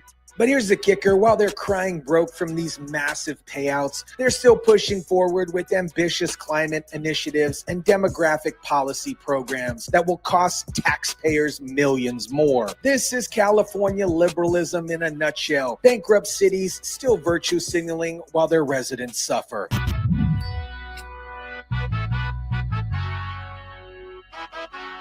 Financial distress in Santa Monica, the city facing an ongoing budget crisis. Walk through the Santa Monica Promenade and you'll find empty storefronts. What is up, guys? Tyson DeLacruz here. Thank you so much for rocking with me. This story perfectly shows you how California's failed policies and poor leadership have turned one of America's most beautiful coastal cities into a financial disaster zone. Let me break down Santa Monica's financial catastrophe for you because it shows you everything wrong with California governance. The city council just adopted a resolution declaring local fiscal distress based on the decreased revenue and increased liabilities. And the numbers are absolutely staggering. Santa Monica leaders are grappling with really tough choices over its finances and its future. The city council will consider declaring a fiscal emergency tonight. Both sides of the street have buildings up for lease here. Tough times. A lot of the businesses never really recovered after the pandemic. The city has paid out $229 million in sexual abuse settlements related to allegations against Eric Uhler, a former city employee who worked as a volunteer at Police Activities League starting in late 1980s. This monster allegedly targeted young Latino boys, some as young as 8 years old, for decades. Now, the city of Santa Monica settled more lawsuits this week with up to 200 sexual abuse victims of former city employee Eric Uhler. He worked as a volunteer starting in the late 1980s at the Police Activities League, a nonprofit after-school program. But here's what makes this even worse. The city faces nearly 200 more claims related to the same former employee. So we're not even done with the financial bleeding. This could easily reach $500 million in total payouts. The settlements have been largely paid out by the general fund by borrowing $52 million from various city funds. The city's general fund reserves now stands at only 61% of pre-pandemic levels. Now, let me tell you about Eric Uhler and how this all happened, because it shows you the complete failure of city oversight. Uhler joined the Police Activities League in 1980 to mentor troubled youth in the Pico neighborhood. Prosecutors say he immediately began targeting young Latino boys. An attorney for the victims say this continued for years, even after many clues pointed to Uhler as a serial abuser. The employees of the Police Activities League and police officers knew that Eric Uhler was doing some bad things, and they had a legal obligation to report it to LA County Sheriff's Department. But guess what? They didn't. Think about this. City employees and police officers knew this was happening and covered it up for decades. This wasn't just one bad actor. This was systematic negligence and institutional cover-up that allowed hundreds of children to be abused. Unfortunately, this scumbag was never punished for his crimes. In November 2018, just after more victims came forward to accuse him, Uhler died by suicide in his Marina Del Rey apartment. He escaped justice, but now the city is paying the price for decades of negligence. The fiscal emergency declaration comes as Santa Monica faces a perfect storm of financial disasters. Current fiscal year 2025 to 2026 budget projects $484.3 million in expenditures against $470 $23.5 million in expected revenue, creating a structural deficit that the city anticipates will continue for several years. The city has paid out legal settlements amounting to about $229 million. And then also the city council says that they've received a staff report saying that revenue is just uncertain given economic situation around right now. The city's finances never really fully recovered from the C-19 pandemic. Back then, the city cut nearly 25% of its budget and eliminated over 400 permanent and temporary positions. But instead of learning from that crisis, they kept spending on liberal pet projects. Mayor Lana Negretti says it's much more complicated than that. This is not an emergency, it's distress. The mayor says the recent extension on the statute of limitations on sexual abuse claims have contributed to the situation. Mayor Lana Negretti says this is not an emergency, it's distress. But when you borrow money from other city funds to pay settlements and your revenue is down 40% from pre-pandemic levels, it sounds like an emergency to me. The mayor is blaming the recent extension in the statute of limitations on sexual abuse claims. But that's not the real problem. The real problem is decades of negligence that allowed this abuse to happen in the first place. But here's what's absolutely insane about Santa Monica's priorities. While they're declaring financial distress, they're still pushing forward with expensive liberal initiatives that will cost taxpayers millions more. The city report also cites regional and national economic uncertainties as leading to contributing factors here in Santa Monica. And among them are the tariffs, deregulation, even the mass deportation effort by the Trump administration. Really? Trump's policies are responsible for Santa Monica's decades of negligence and mismanagement? If you walk through Santa Monica today, you'll see the real impact of liberal governance. Empty storefronts everywhere. John Alley, who's a manager of one of these properties, says, "We've got an unsafe Santa Monica." He says City Hall's handling of the homelessness problem and public safety have led to Santa Monica's current financial shortfall. Critics say major retailers like Nordstrom leaving the Santa Monica Place Mall is part of a bigger problem. Our sales tax revenue is way down because people don't feel safe coming here. A lot of the businesses never really recovered after the pandemic or after a lot of them were vandalized and looted during the George Floyd injustice protests here. 70% of the stores in the Santa Monica Place Mall are now vacant here. But instead of focusing on public safety and business recovery, the city is focused on climate initiatives and social justice programs. This is the California model. Prioritize virtue signaling over basic governance. Let crime and homelessness destroy your business district, then blame everyone else when your city goes broke. So what's Santa Monica's solution to this fiscal crisis? More taxes, of course. The resolution on the financial distress would allow the city to start talks with the Coastal Commission, which the mayor says it would raise about $9 million a year. They're also presenting a resolution to council that would open up discussions with Sacramento to put a cap on sexual abuse claims. But here's the problem. You can't cap your way out of decades of negligence. You can't tax your way out of institutional failure. And you can't virtue signal your way out of fiscal emergencies. America, Santa Monica's fiscal emergency is a perfect example of California's failed governance model. For decades, city officials ignored warning signs about a serial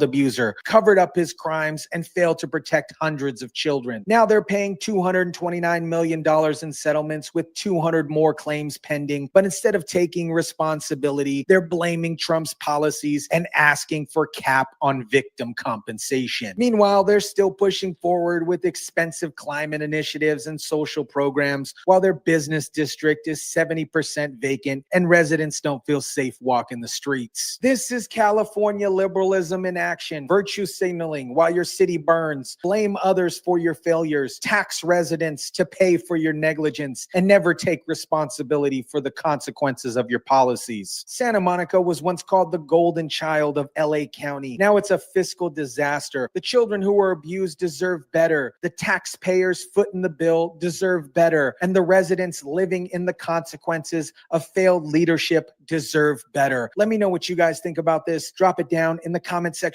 down below. Smash the like button if you kindly would. Share, subscribe, and as always, guys, I'll catch you on the next one. That's Tyson DeLacruz for you there. And as you can read on the bottom, Tyson will be here tonight at 7:30 Eastern Time, 4:30 Pacific. So make some time and come through and, participate in the chat room. And we'll see you there tonight. With that said, let's move on. We're going to get into the paranormal now because we're done with the news. I have had enough with the news. You and I'm pretty sure. I did show a video last night that I possibly want to watch again. It's the one with the Biltmore Hotel in South Florida. There's a part 1, and that's the one we watched last night, but I'm going to rewatch that now. And then there's a part 2, and we're going to watch part 2 after we watch part 1. So sit back, relax, get your coffee, get whatever you need to get ready, because it's going to be a very interesting show tonight. Something tells me it's going to be a little spooky. So without further ado, let's go ahead and watch My Seat TV. Let's go ahead that there's still a hole in the door that literally went through a man and killed him in this exact same room. They never changed the door. As he was trying to get out the door, he got shot, and there's still a bullet hole right there. So, Thomas Walsh, we're here. We have better tests. It says Crescent. More ways for you to communicate with us, and we're going to run everything here tonight for you. Sometimes these tests could be boring and repetitive when we aren't getting the results that we would hope for, but we decided we weren't pulling any stops here. We were going to do every test we had in our arsenal in order to try to get some form of communication. So if you got a message to get out, this is going to be your chance tonight.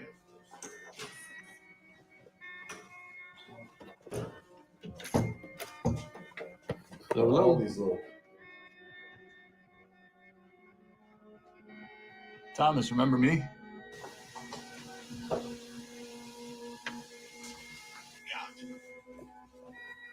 Said got.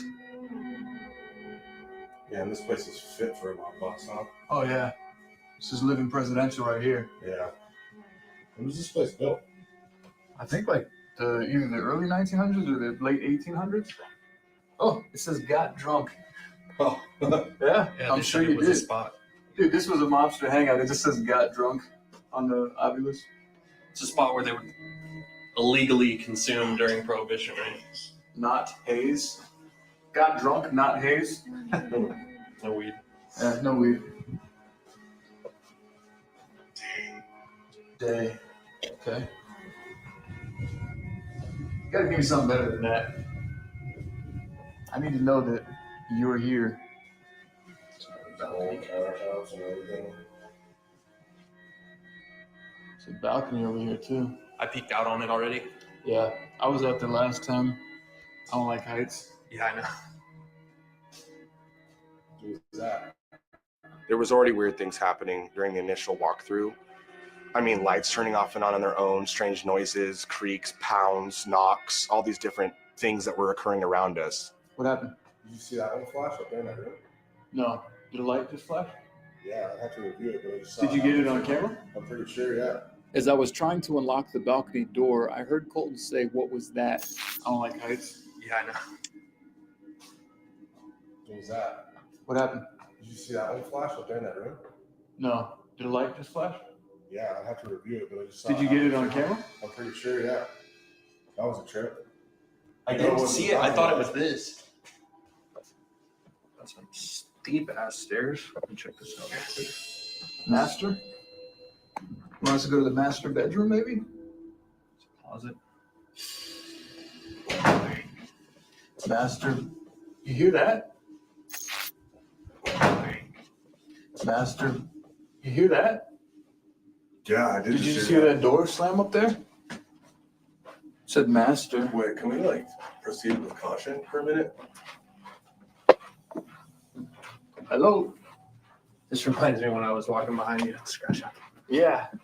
Let's not have a kind of weird. There's like an indent right here. Almost like someone hit it or something. Was this it? Maximum? I thought it said gangster.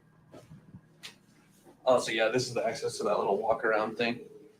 Fatty Walsh, where art thou hiding? Are you still in here? Been a while since I visited you. What is this? This is the room where Hello, hello. It's hot over here. Yeah, it's hot. This is just like an exit. I think there's an emergency stairwell over here. Dude, I wish you could literally see it visually right now, but my heart is racing here. Really? Yeah. I almost want to put the microphone against it. It's like pounding out of control. Well, here, let me put this on the bed. Yeah. If you're feeling something here. Hey, Fatty. Heard you knocking around up here. What's the significance of this guy, Fatty Walsh? Was he like a... He's a bodyguard. He was a bodyguard for like famous mobsters or something, and he was all wrapped up in all that shit. Got killed for dirty business. This shit is so legit haunted right here. That episode actually made it to the Travel Channel. So this is the real deal here. The first time I came up here, the door was locked, right? It says brave. First time I came up here, this door was locked. This one's totally locked. When it came unlocked, last time I peeked in here, I said hello, and the weirdest voice said hello back. Can you talk to us again? Hello, hello. You didn't hear it until reviewing it, right? No. No. It's like a really strong It was not audible. Yeah. To the ears. What? Chains and What's this? shackles bolted to the concrete. Oh yeah, why the fuck is that there? What is that? Like a sniper window? Oh, it's boarded up. Yeah. Oh, why would that be there? I don't know. Is that like a fucking laundry chute? I don't know. I have no Honestly, idea, man. I think that we should do an EV concession in here in a little while. Okay. Just because we got a really weird one in here, and maybe we'll get another one. Weird smell here too, right? It almost smells like cigars. Yeah, and like a bourbon or musty something. old cigar It's smell. definitely got the musty, Yeah, musty kind of. like a wet Yeah, tobacco. Like yeah. I don't know if mobsters were just like all short, or these ceilings kind of low. yeah, they are. You know, old construction, a lot of shit's lower. Hello, Watch your head in here, guys. Fatty Walsh, you in here? You like to sit up here because it's dark? Looks like there's a fire in here almost, doesn't it? What could be that? Like, look at the walls. Weird. Yeah, the way it's broken down. Yeah. Like that shit up on them. I don't know. Look down here. Like, maybe. I don't know. It's so interesting to see any type of building material with the word acne on it. Yeah, It's old as Oh, fuck. yeah. Oh, you know what? I didn't even have access to this part last time I was here. Really? No, because this door was locked. Oh. And that's the door that banged back at me when I tried to open it. Oh. This door, this one? The one right behind you right there. That was locked last time. Where's that? I don't know. Looks Check like this a, out, Colt. looks like a closet. With a glass door. Yeah, that's weird. Dude. Whoa, what the fuck is that? Wait, did you hear that? Hello?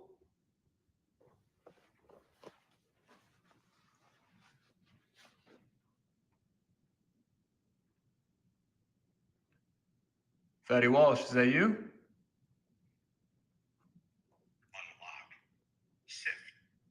Unlock? Sift? Dude, I just said that door was locked last time I came. It says unlock. We definitely have to do something over here. Fatty, did you just unlock this door for us? Oh, that's nice. Yeah, you're just you're like a prisoner right there. I feel horrible in here. Maybe we could run something in Yeah, there. Do this like is- a isolation solo Yeah. test later. That's a cool room. Well, and especially because you didn't have access last time. Yeah. It might be worth fucking with. And then That's we hear kinda that random cool too, noise right? over here. The fact that it says unlock. Unlock. I was like, oh yeah, this was locked last time. I swear to God, I just saw that chair rotate. Which one? That one The right big there. one? In the first shot, I felt like it was facing me at an angle, and now it's like facing straight forward. That's like the boss chair too. We'll have to take a look. Oh, we got to bring those balloons in too. The first time Casey visited the Biltmore, one of the balloons popped behind him. He initially brought the balloons to provoke Thomas Walsh. We figured, worked the first time, why not do it again? Yeah. So for those of you watching right now, when I was here during a Ouija board session, one of our battery lights drained and a balloon popped right behind me as I was on the Ouija board. We decided we were going to bring more balloons and see if maybe that's a thing. Maybe we can antagonize them a little bit. Maybe you can do it again. Yeah. So we'll set up balloons all around the downstairs, and then we'll start doing some more testing.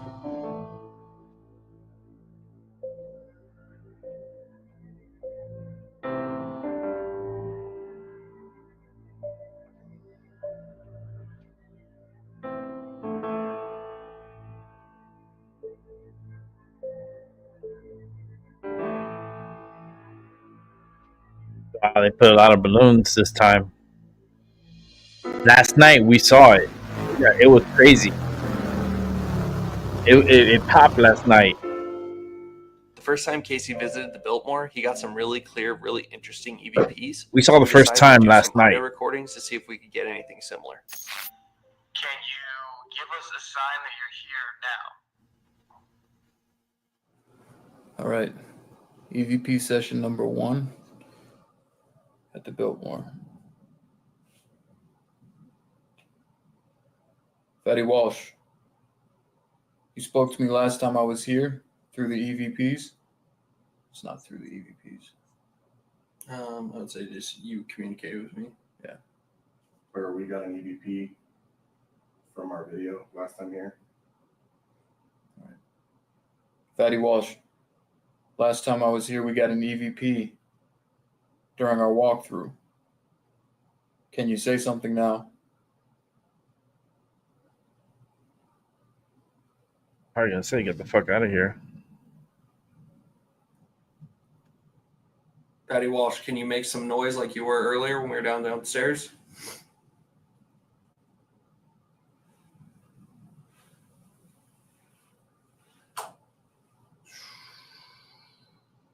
That was a noise right above us. Can you speak into this device? Give us something that we could play back?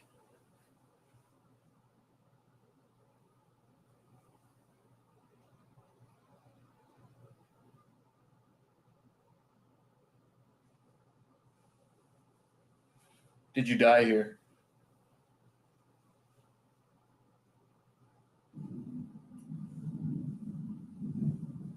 Is there somebody here besides Fatty Walsh that wants to communicate?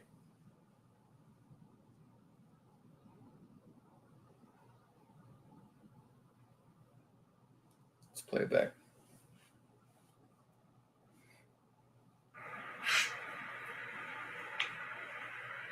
Fatty Walsh, you spoke to me last time I was here through the EVPs.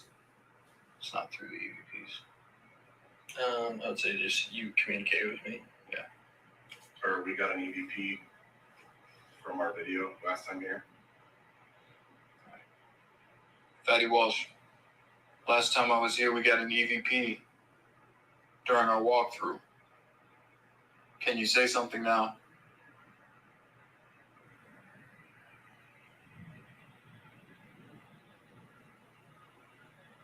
Thunder. Patty Walsh, can you make some noise like you were earlier when we were downstairs?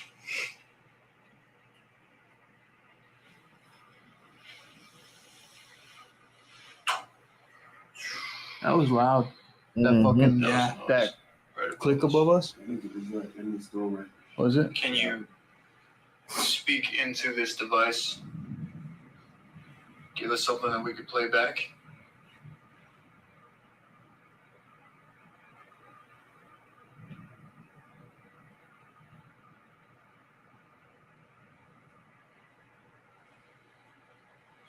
Did you die here?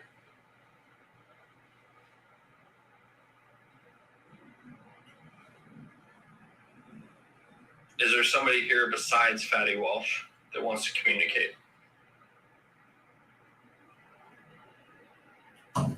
What Hey, the fuck? Yes, now. What? Dude, that was literally right fucking above me. Yep, On this it was a fucking knock. light. There is Where's like the AC in this room? Dude. it's very active.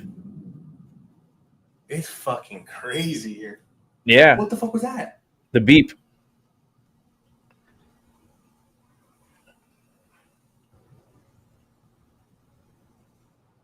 I have like the jitters. Like I'm like shaking. It echoed in this room. God Man. damn, look at that lightning, bro. That lightning's crazy. The lightning and thunder was getting out of hand. Every couple of minutes just crashes outside. We were on the 13th floor. It was extremely that's loud up there. Strong energy. So that's even better for the paranormal to get more activity. Goddamn. Especially in that type of thunderstorm, it energizes. Fucking hallway over there is just weird. We're also standing next to fucking. Yeah. Definitely have some deja vu right now. Let's do one more EVP session in there. Okay. And then let's go in that room where I got that weird hello last time. All right, let's go. EVP session number 2, Biltmore Hotel.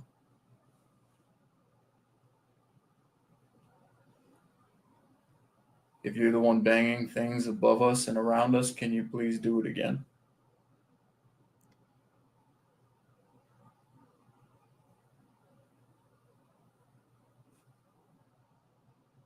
Did you just make that beep noise downstairs? If so, can you make it again?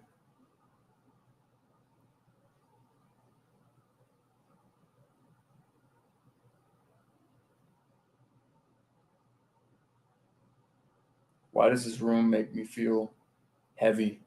It's giving me anxiety for some reason.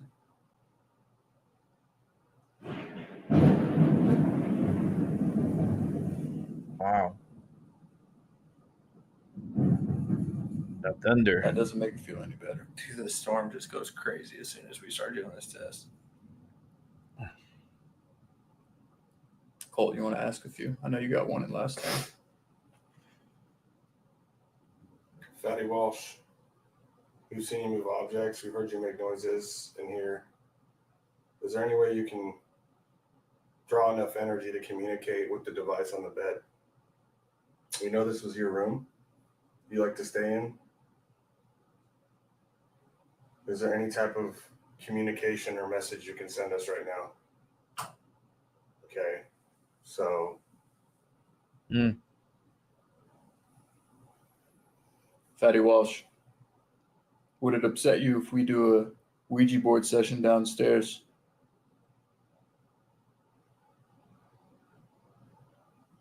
Ask that one more time. If you would like us to do a Ouija board session downstairs, can you please make a sound?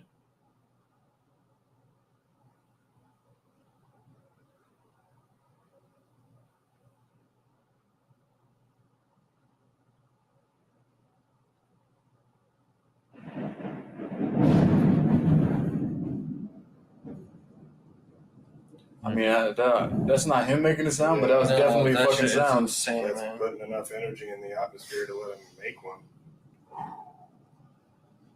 Let's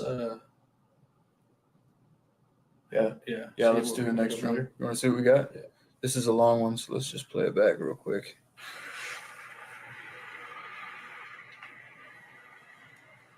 If you're the one banging things above us and around us, can you please do it again?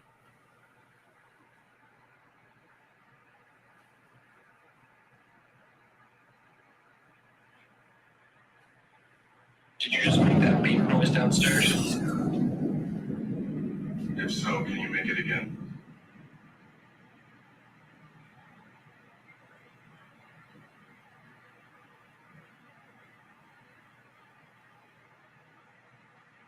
Why does this room make me feel heavy? It's giving me anxiety for some reason.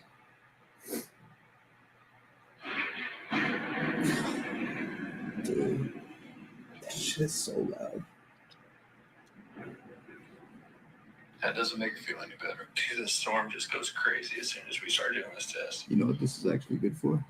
Those people that say like, "Oh, you edit thunder and all that shit in." No need. How do you edit in a fucking voice recorder? Yeah. You know what I'm saying? Fatty Walsh, we've seen you move objects. We heard you make noises in here. Is there any way you can draw enough energy to communicate with the device on the bed? We know this was your room. You like to stay in? Is there any type of communication? Oh my God, dude. I'm getting real curious now. Some of the noises coming from this place were so loud that it was legitimately startling. Is there any type of communication? Oh my Damn. God, dude. I'm getting Like knocked. real curious now. When you were asking if there's any way you could make a noise, Fatty Walsh. it's playing back. What did it say? Oh my God, dude! I was like zoning in on that shit. That fucking scared me. We'll listen to those more closely Yeah, later. I can enhance it. Yeah. Once we get back from the trip. EVP That's session crazy. Number 3. Those knocks, Hello? man. It always gets you. Hello. Fatty Walsh. This is where you talked to me last time. Can you say something?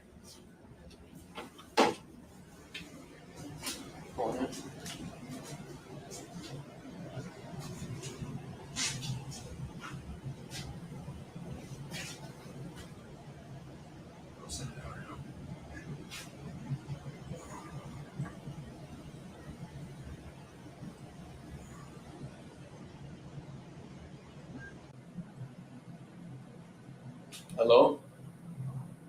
Say hello just like you did last time.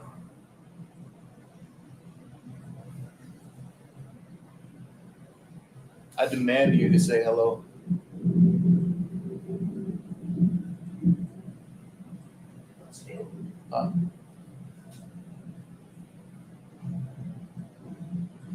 Were you making noises in the other room?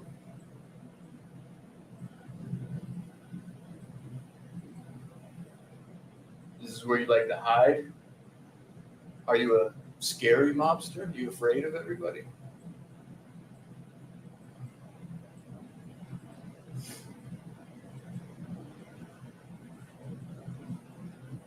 You got to give us more than that. Little clicks and ticks around the building. We need something more. Talk. Say something.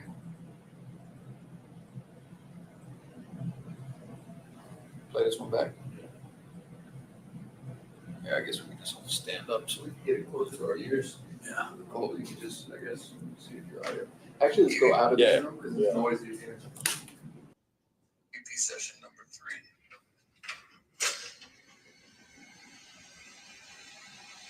Hello? Hello? Fatty Walsh. This is where you talked to me last time. Can you say something?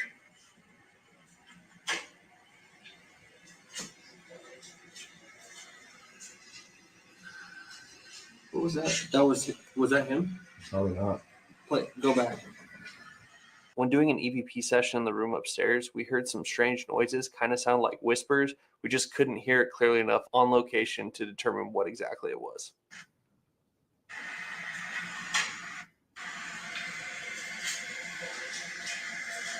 That was it right there. That was, none of us were talking. Here, go back. Yeah.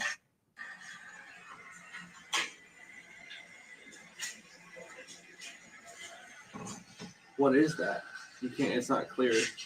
I'm going to have to enhance Yeah. it. After getting back home, I transferred the audio sessions from the Biltmore Hotel onto my computer, and I did no adding effects or anything. I simply enhanced the volume. I listened with headphones, and you could see right here, all I did was cut the clip. This is the full original audio recording from the hotel.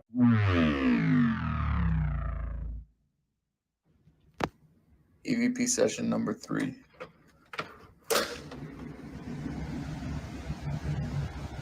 Hello? Hello? Fatty Walsh. This is where you talked to me last time. Can you say something?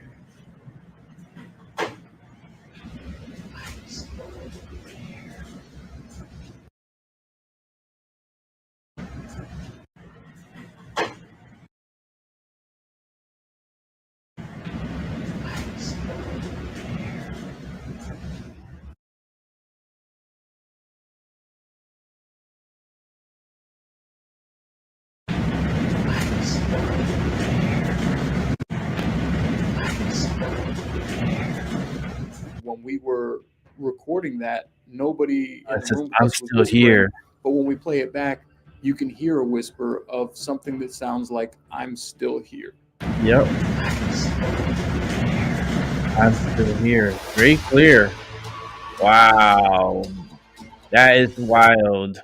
That is wild. But you know how they were saying about next week? Well, next week is right now. So let's continue on part 2 of the Biltmore most haunted hotel in the United States. And this is the scary Ouija board session. And this is Mindseed TV. So let's go ahead and continue watching.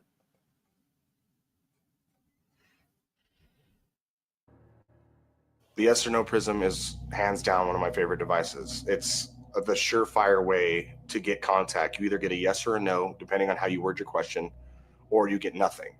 All right, Patty, we've got a yes or no test for you. My side's red, which is no. Colton's green, which is yes. All you have to do is be present on that side of the device to answer our questions.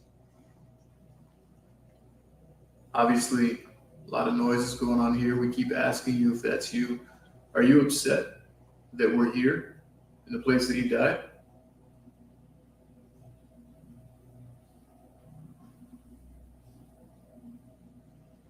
Is the entity that's trying to communicate with us even Fatty?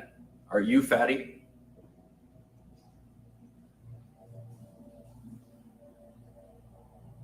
Are we in danger by being here?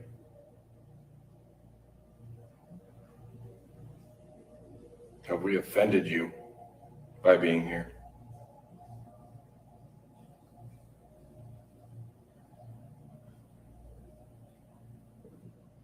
Was that you growling? Sounded like a growling noise playing back the EVPs.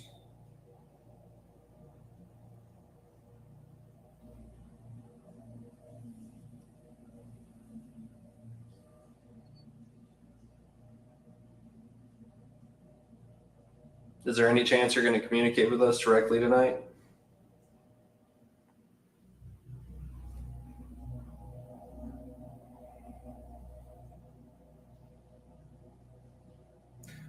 This device has worked a lot in other locations that we found to be haunted. Can you light it up? Show us that you're here.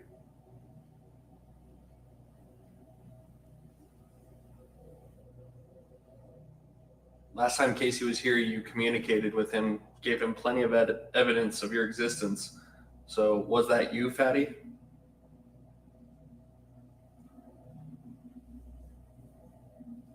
Did you know the people that murdered you?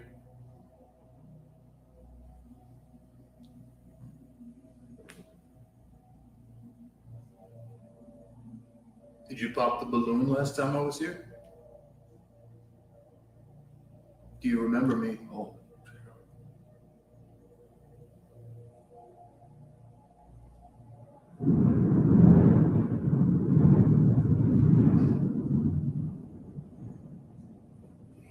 Was it storming like this the night you were killed?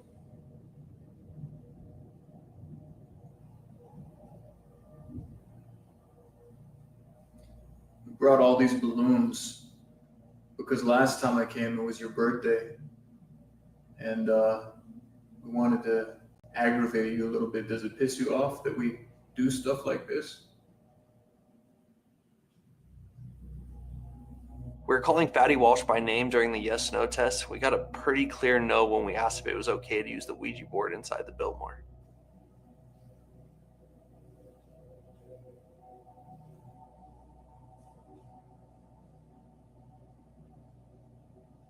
Did you spend a lot of time in this room? Was this your home away from home?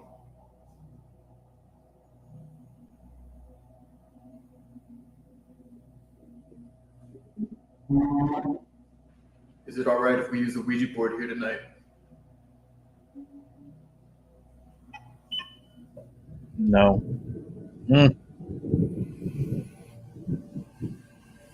So clear.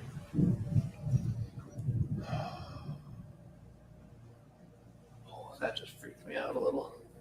It seemed like whatever was present there that night did not want us using that board at all. Hmm.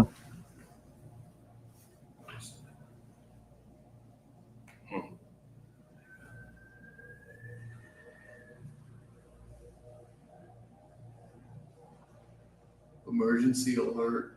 Oh, wow. Flash flood and tornado warning in this area. Insane, dude. I believe it. It fucking sounds like it. Yeah. What about what he just said? I said we stick to the plan.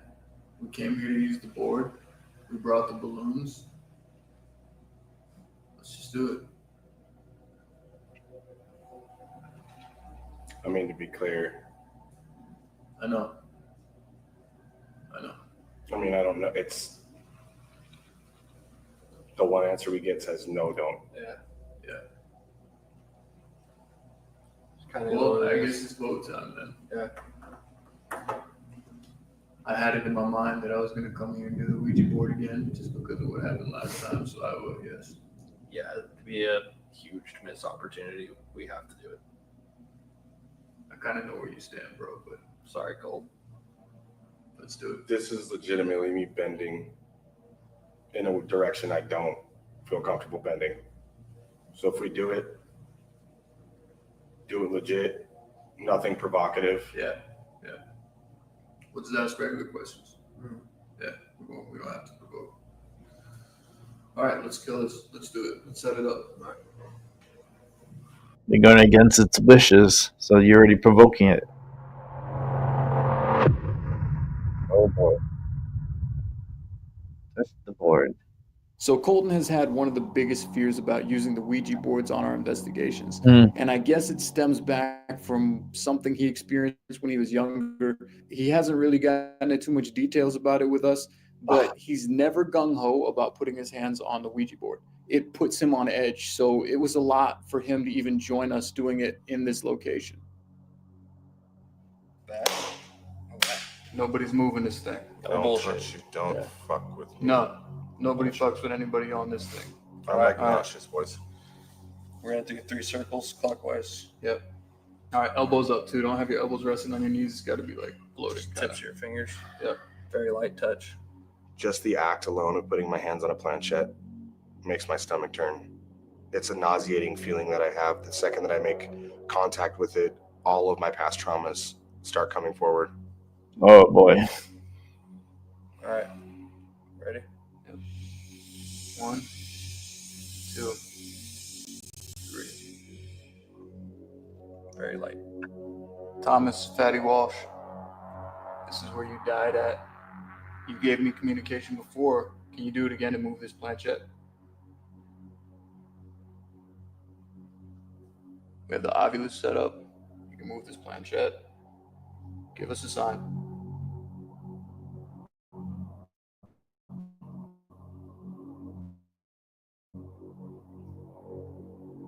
Was that you making noise up in that room earlier?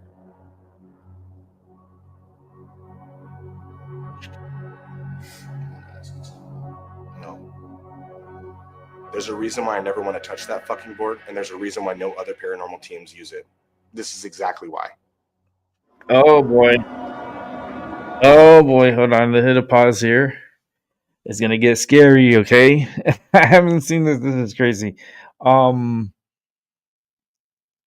Extreme discomfort and may stick with you long after viewing this video. This is the warning you're getting. Oh goodness gracious. And it's funny the way how they word it out. The following footage may cause extreme discomfort and stick with you long after viewing this video. Okay, so that's your warning. If you want to watch, you're more than welcome to. It's creepy. It's a continuation from last night we were watching, and we saw the first part here of the second viewing, and then this is the second part of the same second part, but they broke into 2 parts, and this is gonna get a little wild, okay? So if you're one of those that are scared of the paranormal, you're more than welcome to step away and not watch. But if you really, really want to watch, listen, let's do this real quick. Let's take a little moment because we still got some time. It's 12 o'clock p.m. and we got some medicine. So let's light up, take a couple of puffs, and then we're going to give you a chance to go use the restroom or grab that cup of coffee. Have yourself a smoke.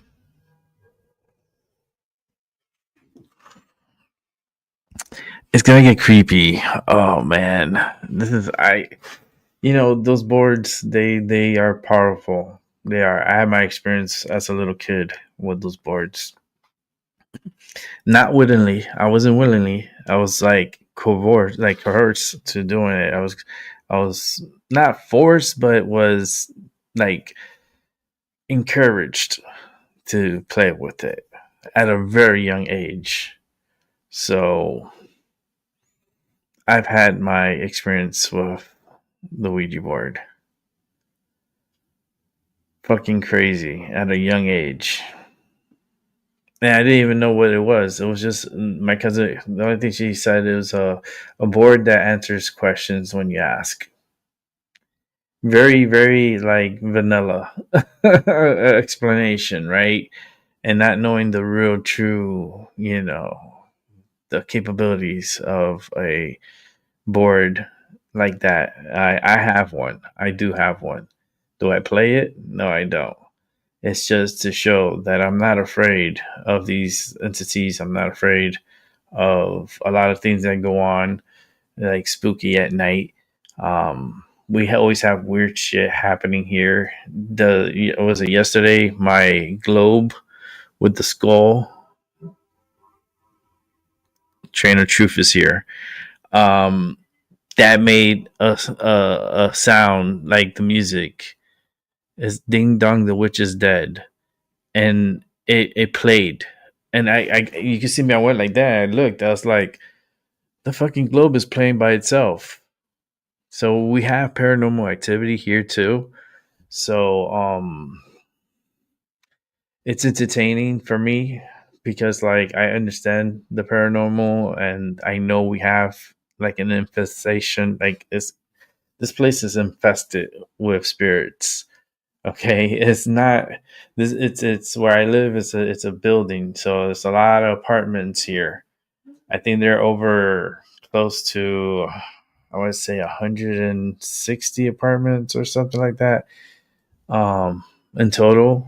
And there's like 6 floors, and you can imagine 160 and 6 floors. It's a lot of people, a lot of apartments, and a lot of people have died here, and a lot of their energy is stuck here, and a lot of them pass through here. But I always tell them when they come, they need to come with respect. You need to don't come over here aggressive and trying to run my place because that shit ain't gonna work with me. I would steer you away from here in a heartbeat. So be nice and just pass on through and keep on going. You know what I mean? If you're entertained, that's great. You know what I mean? But there's a lot of spirits here, and we have our fair share of weird shit happen. But that going off by itself, was and I was like, and I felt energy, like I felt some kind of like energy coming towards me. I was like, I felt it. I felt something, and maybe it's that what made that go off. I was feeling it and I had goosebumps, so I felt like, you know. But there was an inspection in the building yesterday, so maybe the spirits ran down here, and then by coming down here and coming through here, made my music skull globe go off, and it was just really weird. It was really weird. But you guys ready? Are you ready? Okay. You got your warning. I gave you some time. Let me take one more puff. Let me take another puff because I know I know the Ouija board. I know what it's capable of. It's a device. The same thing as tarot cards. It's but the Ouija board is more it's more really tampering with the ether and the energy and the spirits, and it's like opening a portal, you know. And when you're opening these portals, you have to really be alert and aware, and make sure you don't take your hands off the planchette. And when you are getting activity where the planchette is moving on its own, and you have to have, and I always say it's good to play like like with three people, because like, or someone, like a group of people, it could be up to like four people, because like you would like to have at least 2 to 3 fingers on the planchette, like persons wise. So 3 persons on the planchette, and then one like documenting, like writing down the letters that are being played out. Because sometimes these letters will play out, and then I don't have really good fucking memory of like what all this is spelling out. So we need someone to document and write down the letters as they are appearing on the planchette. So like it's a team like thing. It's not something that's for to be done by yourself. There's some people that do try to do it on their own and so forth, but I don't recommend that. I recommend just having like a little group of 3 or 4 people. 2 people could be playing the on it, and one could be documenting. You can have the camera on it, and documenting on a note all the letters that is spelling out. And all right, are you ready? I'm gonna take one more puff. I'm not ready because I know it's gonna be creepy. I can feel it. I feel the energy. That's just strong.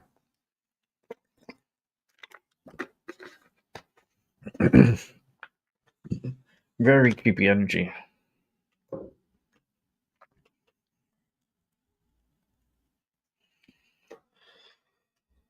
Okay, let's go.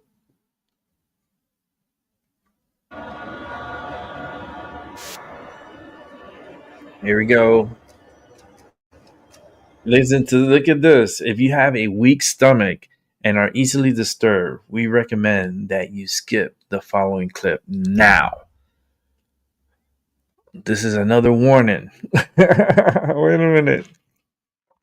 This is like when you're scared, right, as a little kid, and you're trying to jump off a platform. You remember the diving platforms? And this is going from like level 1 to level 2. And now you're at level 3, which is like the highest level. And I remember throwing myself off when I was a little kid off the 3rd level.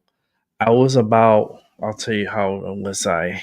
I was in, how old was I? So I was about 11 years old when I went up to the 3rd on the platform and jumped off the diving plank. I was so scared coming down. The speed, the fear, and then when I hit the water, it was really hard. And then I felt like I was gonna drown, but I was able to get up and swim out of there on my own. After that, I never did it again. It was very the feeling was very traumatic, right? So maybe this scene that we're gonna watch is a little traumatic. We'll find out. I'm like stalling here. Okay, let's get to it. It's just scary. Okay. Are you ready? No, but let's do it. Let's do it. Here we go. In 3, 2, 1. Fatty Walsh, we know you were murdered in this room. Is there any part of your energy that still resides here?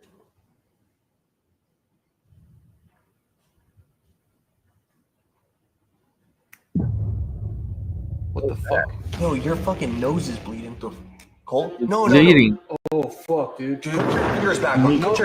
Everyone put your fingers back on. The second I realized my nose was bleeding, I was fucking over it. We know you're murdered in this room.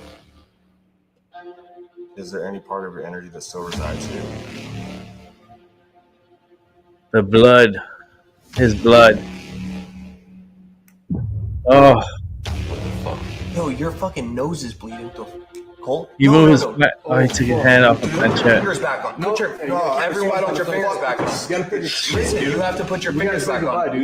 Colt. Casey and I have learned the hard way in the past that it's super important to close out the session, and breaking contact with the planchette can actually be extremely dangerous. Put your fingers back on now. Just say goodbye. Go to goodbye. Go to goodbye. All right, come on. Dude, I fucking do stupid shit, dude. Fuck that, dude. Look at that shit. Hold on. Dude, he really has a fucking nosebleed right now. Colton's nose was bleeding a lot. It happened to me here. It happened to me. It's very warm when your nose is like that. There's a lot of blood that comes out. Yeah. You all right, bro? No, dude. Was it a coincidence that it just started while we're doing the Ouija board session? Possibly. But what are the odds? Every single time. Do it. I told you since the first fucking investigation went on. What did I say, Dan? Anything but Ouija. Right? So give me a fucking second. Everybody has their limit, and that's enough for me. When something traumatic like that happens to you on an investigation, it's so hard to get yourself to want to go back in. But yeah, I swear but to God, you can't just Tanner and be Casey better too never scared. ask me to use that fucking board ever again. That shit is fucking serious, bro. I feel like shit. I do too. He fucking hates the Ouija board. We fucking made him do it. I didn't want to do it to begin with, but that night completely sealed the deal for me. I'm pretty sure he's not going to be using that ever again with us. I'm cool with everything else. I'm the first one in to everything else, but I will never take part in that again. Yeah, let's cut everything. Okay. And let's maybe we could walk down to like the parking lot for a few and just get him out of here for a second. Yeah. We took a break, and I went outside with Colton for a bit so he could calm down. In the meantime, Casey set up the static cameras.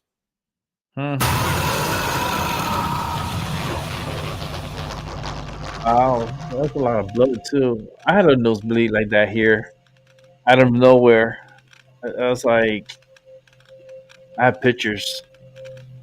I was like, what the fuck is all this While blood we were coming doing out? the spirit box session upstairs, it was one of the craziest spirit box sessions I think I've ever encountered.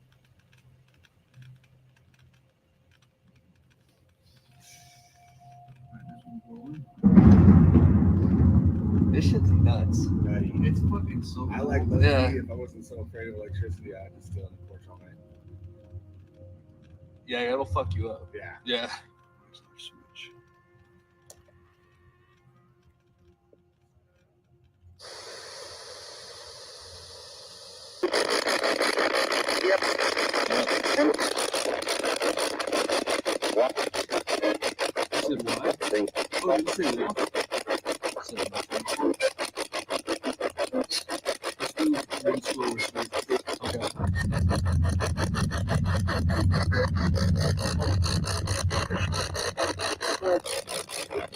Oh, I did.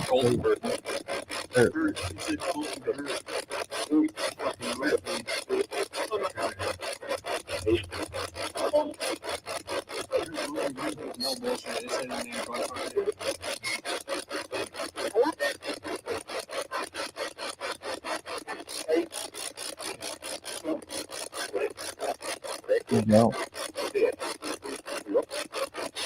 It's the same voice. From like 6 stations.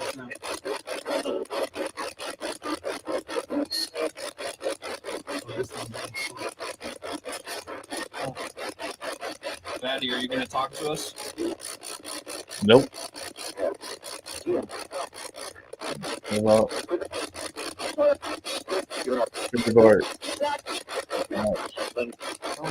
Balloons. What was that?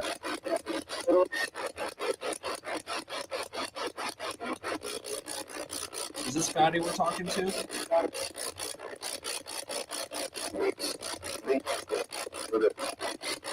Get it?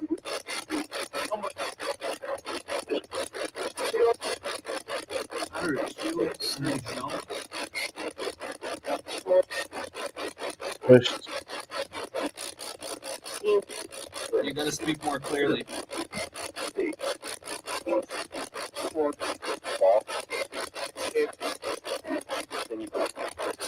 I think it's like don't fall in.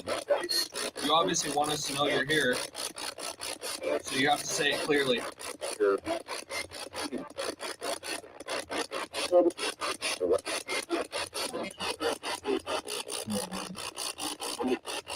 Can you tell us your name? Tom? You're Tom? Oh, your name is Tom as well.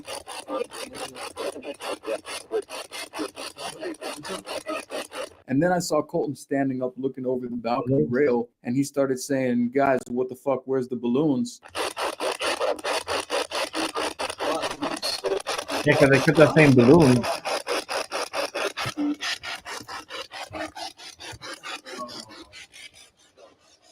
Where's the balloons? Oh shit! There's no balloons. They're in the top. We got a static camera on those. Luckily, we turned the still cams on early in the investigation because we were actually able to capture 3 of the balloons coming untied by themselves and floating to the ceiling. It's just fucking insane. Like, how can you explain 3 of them coming untied? That's fucking insane. Wow.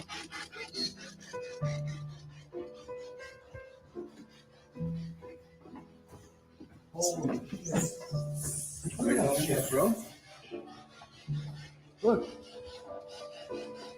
Wow.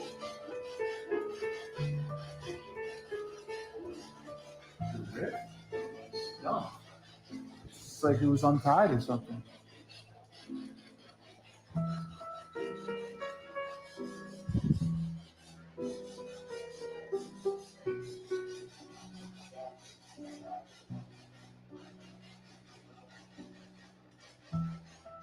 What about the other ones? What about that one? It doesn't just happen. No, it doesn't just fucking happen. Let's go look at that static camera. Do I have film of the timings? Yeah. Yeah.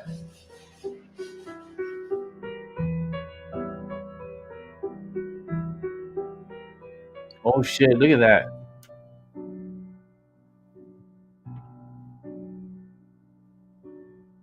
Wow.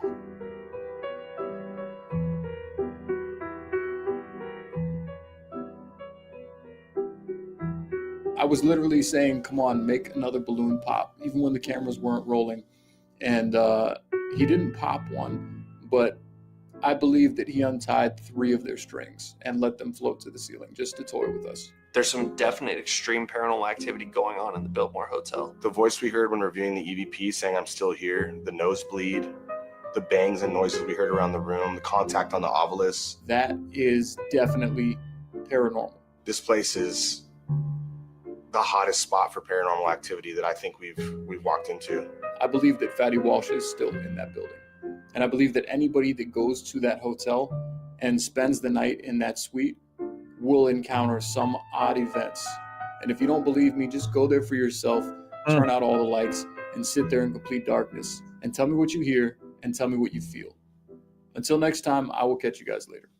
Wow, that's crazy. That's just crazy energy.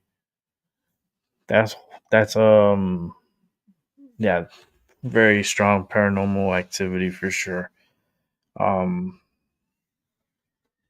Yeah, I'm speechless because that Biltmore Hotel. I've been to that Biltmore Hotel. I've never been into that suite because that's like a penthouse suite. Those rooms are pretty expensive, not cheap at all. And the fact that they have a room that has high paranormal activity and you can rent that out, that's wild.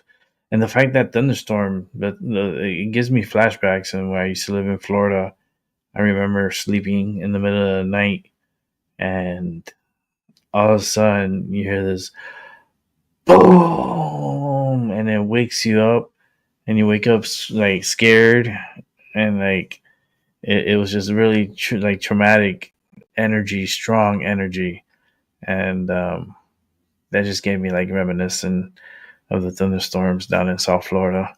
That's the reason why I left South Florida. I couldn't take all that energy with my neck, with all the metal in my neck. It was just way overwhelming for me. The pain was just way too much for me. So I moved up to the Northeast, up to Connecticut, and at least the thunderstorms here don't last long. You know, it's not something that lingers like in Florida. Florida, the thunderstorms with the sea breeze, they start like storms and then it starts lingering for days and days, and you have storms just develop and more thunderstorms, and my body couldn't take it. My neck, I couldn't take the pain like with that energy anymore, and I was like, fuck this shit, I'm out of here. Yep. That's what made me move from Florida to Connecticut. Fuck that shit. I can't deal with those thunderstorms. It's just I'm like an antenna, a walking antenna right now. You know, all this metal in my neck, and it's just very foreign to my body, and I'm very sensitive now, especially with energy. So I'm kind of like a little lightning rod here, and yeah, that's what it is. But I'll be back on tonight at 7:30 with Tyson DeLacruz. So please be here tonight. And listen, have a good morning, good afternoon, and a good night wherever you're at. And I'll catch you on the flip side. And yes, 7:30, 4:30 Pacific. Tyson DeLacruz here live on my MyMindoverYourMatter. And we'll see what we're going to talk about. I'm pretty sure we're going to be talking about Jimmy Kimmel. We're going to probably be talking about Kash Patel and his escapade with the Senate and the House. That was crazy. Democrats project so much negative energy. It's just like they go against the grain. They seem like the most Karen, hateful, like they're never happy. Like they're only happy when I don't even know when they're happy. It's just so weird to see them even happy at like these times, you know. And that party really lost themselves. But anyhow, I'll digress. Continue having a good day, and definitely see y'all later. Peace.